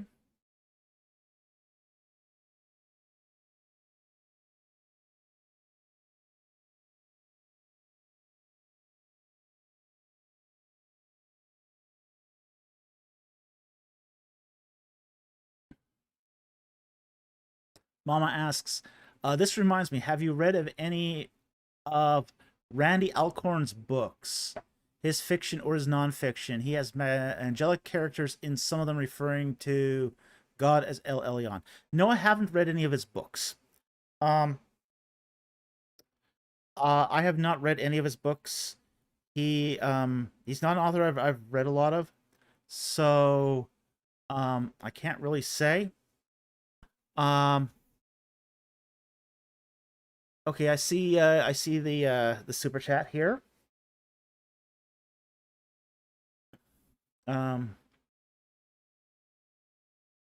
So I don't, as I say, I've not read any fiction, but I have. Has he published recently? If he has, I might look into that. One of the things I'm having to do before my own fiction work is I'm having to read a lot of the current authors that have been publishing. I've not been very impressed. So it'd be nice to read some good books for a change. So no, I haven't read any of his, unfortunately. Okay, Jack Ray for a $5 super chat. Thank you for the super chat. We appreciate your support of the channel. Really are grateful and thank you so very much. Okay. He asks, this is a sponsor question from BC. And BC asks, can a case be made in Psalm 82 that God is talking to men? Since he says, you shall all die like men. Why say this to men? Okay, I think you mean not talking about men. Let's bring up the Bible here and let's take Psalm 82 because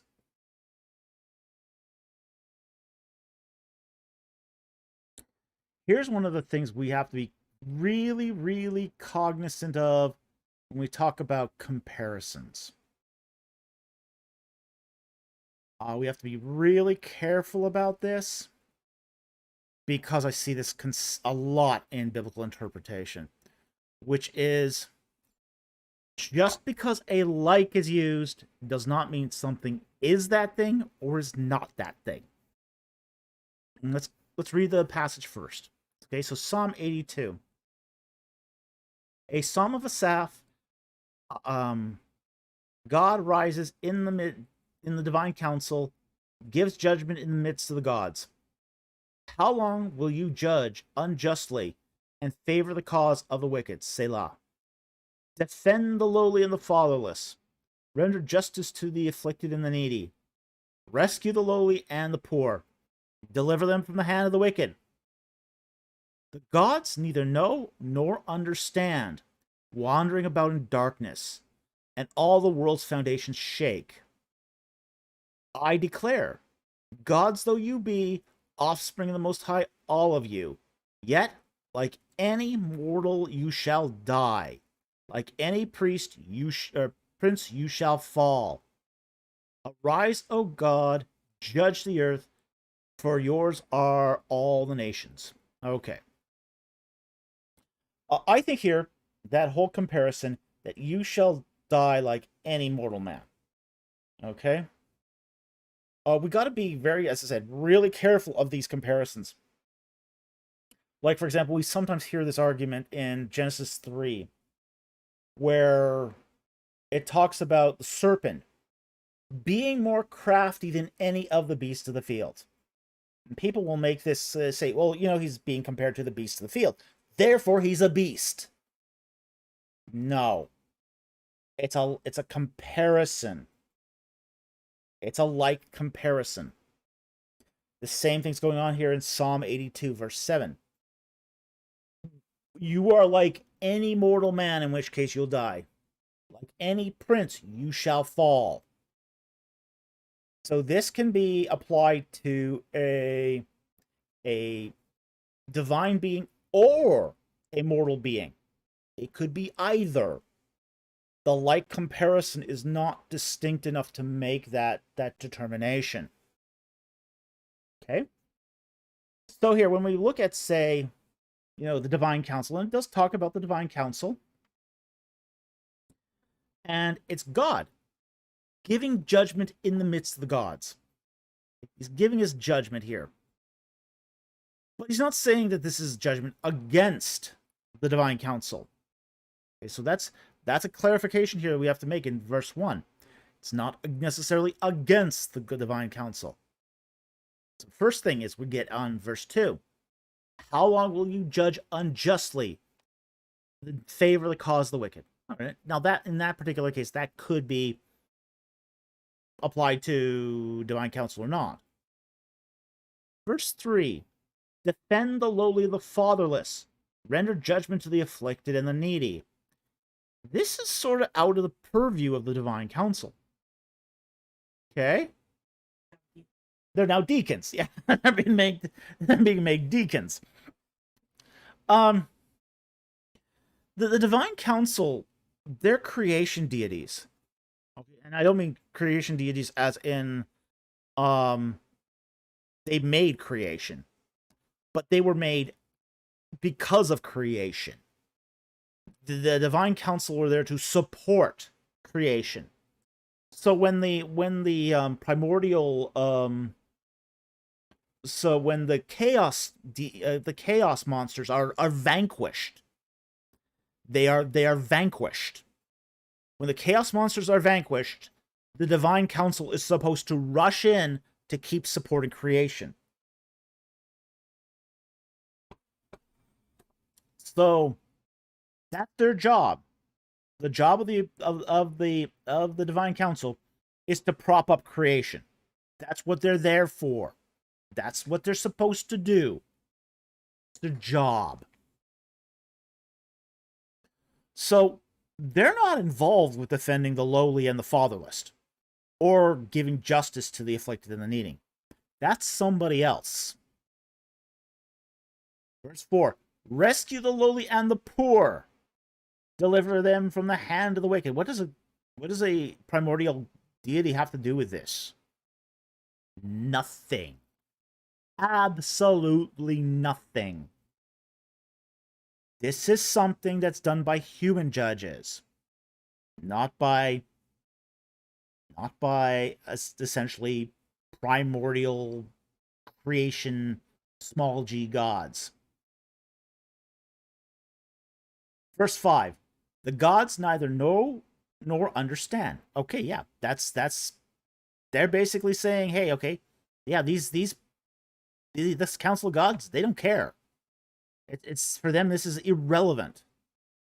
Wandering about in darkness, and all the world's foundations shake.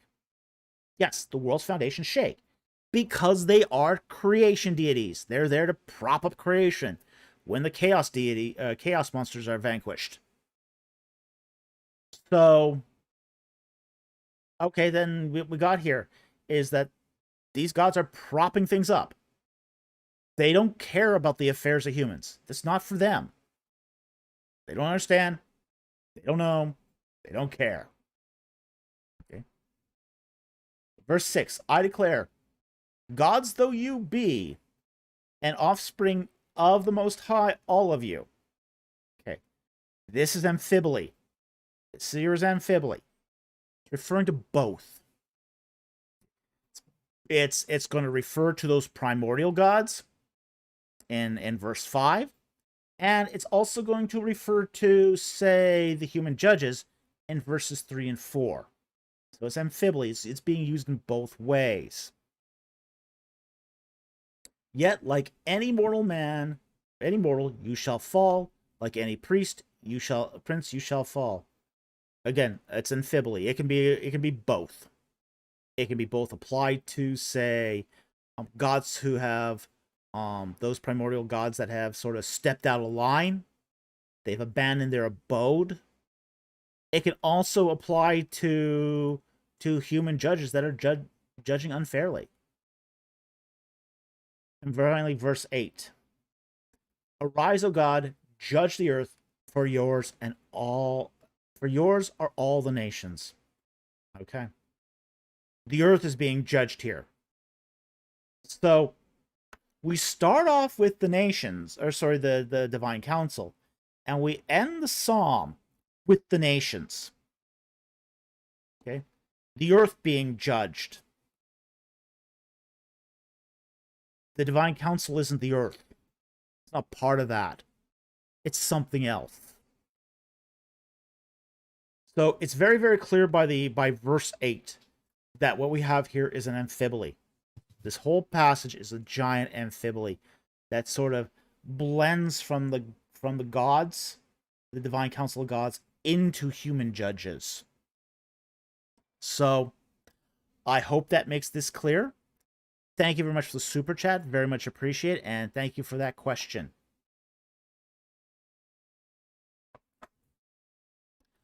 Okay.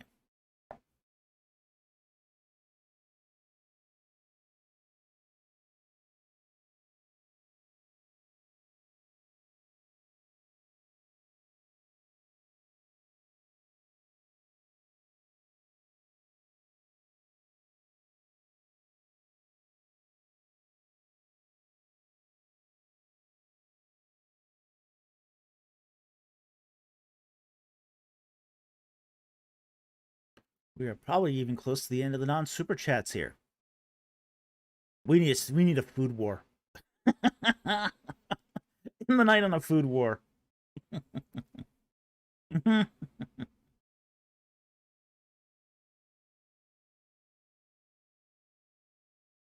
Okay, I think we're getting close to the end.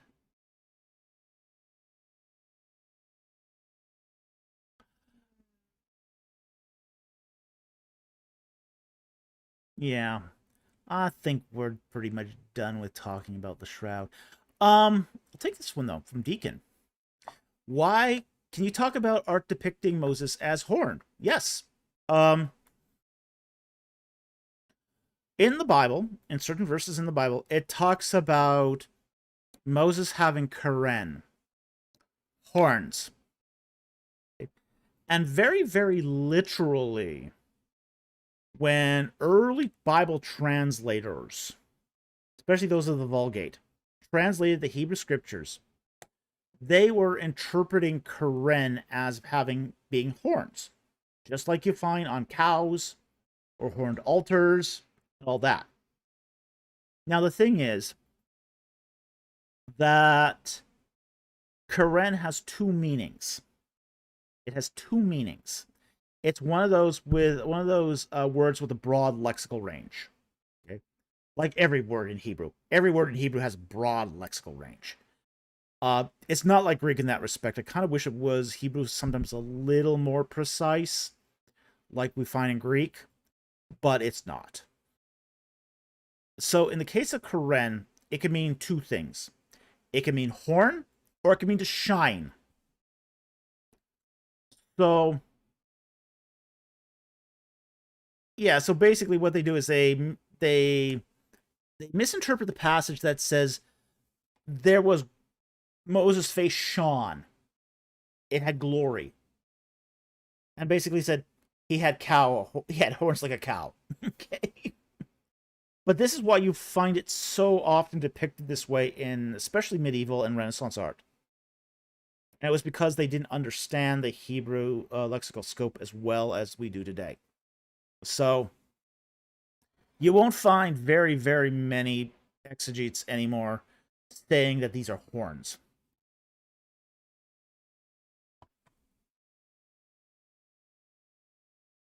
So yeah, I mean it was a misinterpretation. But that's happened in history. Like for example, there's a verse, I think it's in Judges. Like for example, the King James Version translates it cities on their strength. Okay? They attack these cities on their strength. Well, the word here is tell, as in a mound, a mountain tell. Now, nobody in King James England knew what a tell was. A tell is a mound that is an artificial mound that builds up over time. The city is built on a hill, it gets destroyed, sand and dirt and rain come in and fill up the ruins, and it makes a level surface. This kind of square hill called a tell. So it should be rendered cities on their tells. Like, I think even the New King James Version now translates that properly. But back in 1611, nobody knew what that meant.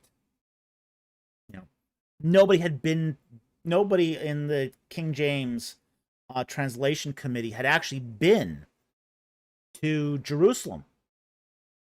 So they were kind of at a loss to know what this meant. So they'd never been to the Holy Land. They'd never seen it for themselves, and they were making a guess. And that's what happens sometimes. Is misinterpretations happen because of guesses. We don't know why they make that guess, but they sometimes do. Like for example, the word unicorn in the King James Version is, we now know today that it's probably the auroch. Basically, an extinct wild bull. Massive beast. And they went into extinct in the 17th century. So, yeah, Jonathan Walker, Red Sea, Reed Sea is another one. These are things that, people, and they're doing the best they can. These translators are like us. They're doing the best they can. So this is not to cast, aspersions on them. But they've got at their disposal, they've got a copy of the Jewish scriptures. They've got the Septuagint, So a lot of their Septuagint, a lot of their translations are going to be based upon the Septuagint, which is in Greek. And they all know Greek. They know Greek fabulously well. So in the case of the Red Sea, the Sea of Reeds, they didn't exactly know. Like they went to Sea of Reeds didn't make a lot of sense to them. Even though they knew how to translate Suf. They knew how to translate Suf because they translated correctly other wells. But it didn't make sense to them. How can you have a Sea of Reeds? It didn't, when you're looking at England, you don't have any seas of reeds. Okay. You don't have much seas of anything, but you're an island nation. You're an island nation. So you are going. They went to the Septuagint, and they said, they found Rotophalasa, Red Sea there. So they basically translated the Septuagint to get that Red Sea. And unfortunately, we've had it in our Bibles ever since. So, these are misunderstandings that come out of an honest place. They're coming from an honest place, but they are still misunderstandings. This is why we find a lot of, let's say, mythological animals in the King James Bible. Because they didn't know what a lot of these things were. So they just guessed. That's why you find the unicorn and the cockatrice. And I think the Yale is even in there, if I'm... The producer's hoping. They're hoping they're real.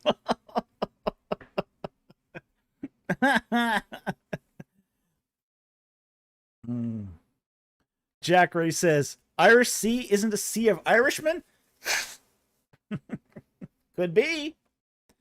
Could be.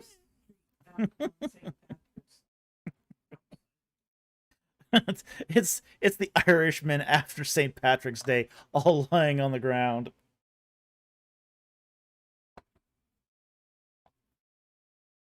Oh yeah. The word for unicorn was translated from the Septuagint, monoceros. Yeah, it's from the Septuagint monoceros, but the Greek translator didn't know what it was. Okay, which is why he used monoceros instead of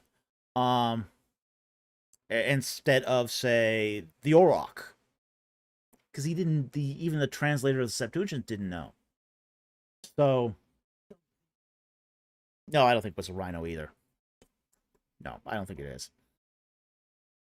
But a lot of it was, a lot of this was translators doing the best they can with the limited knowledge they had.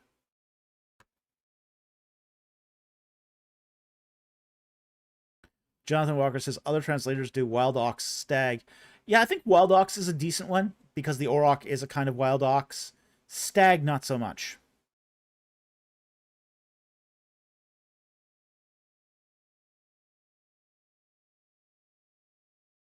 Irish Sea is just a regular sea with whiskey in it. Oh, I wish. I've seen the Irish Sea. I've seen the Irish Sea. It's not nice. Oh, it's not nice. I went fishing there once.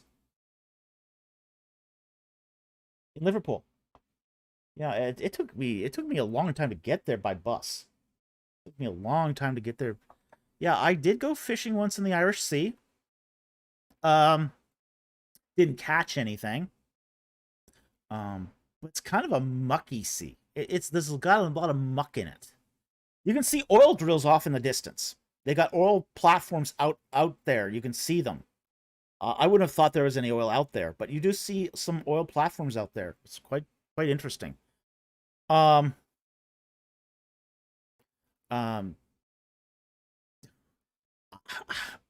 I was doing some beach fishing, and yeah, it was not nice. Not great fishing.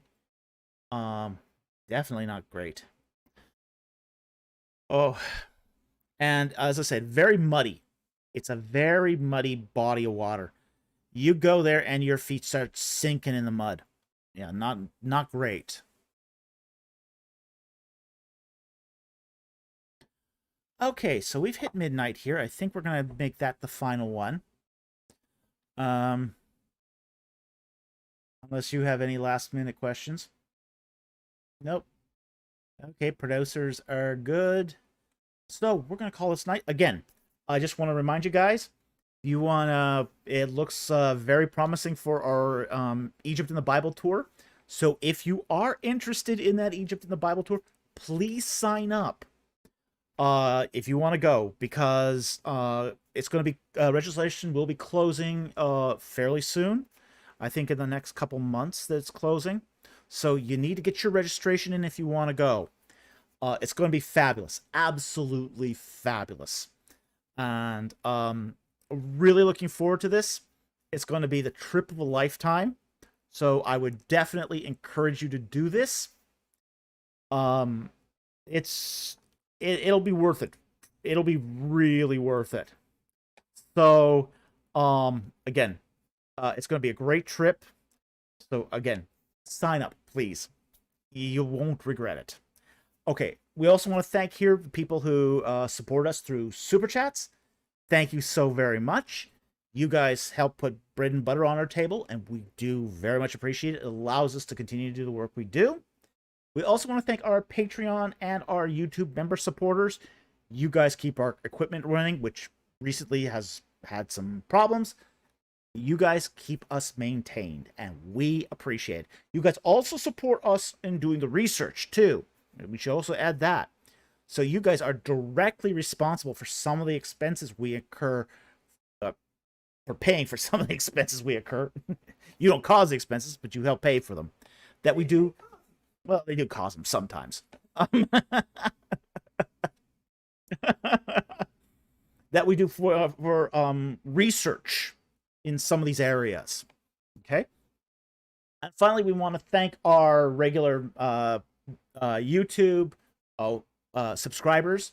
You guys watch the videos. You hit that like and subscribe button, and you share our videos on other social media platforms, and that helps get the message out. So with that said, thank you very much for watching. We're glad you could join us tonight, and we will see you next time on Ancient Egypt and the Bible. Good night, everyone.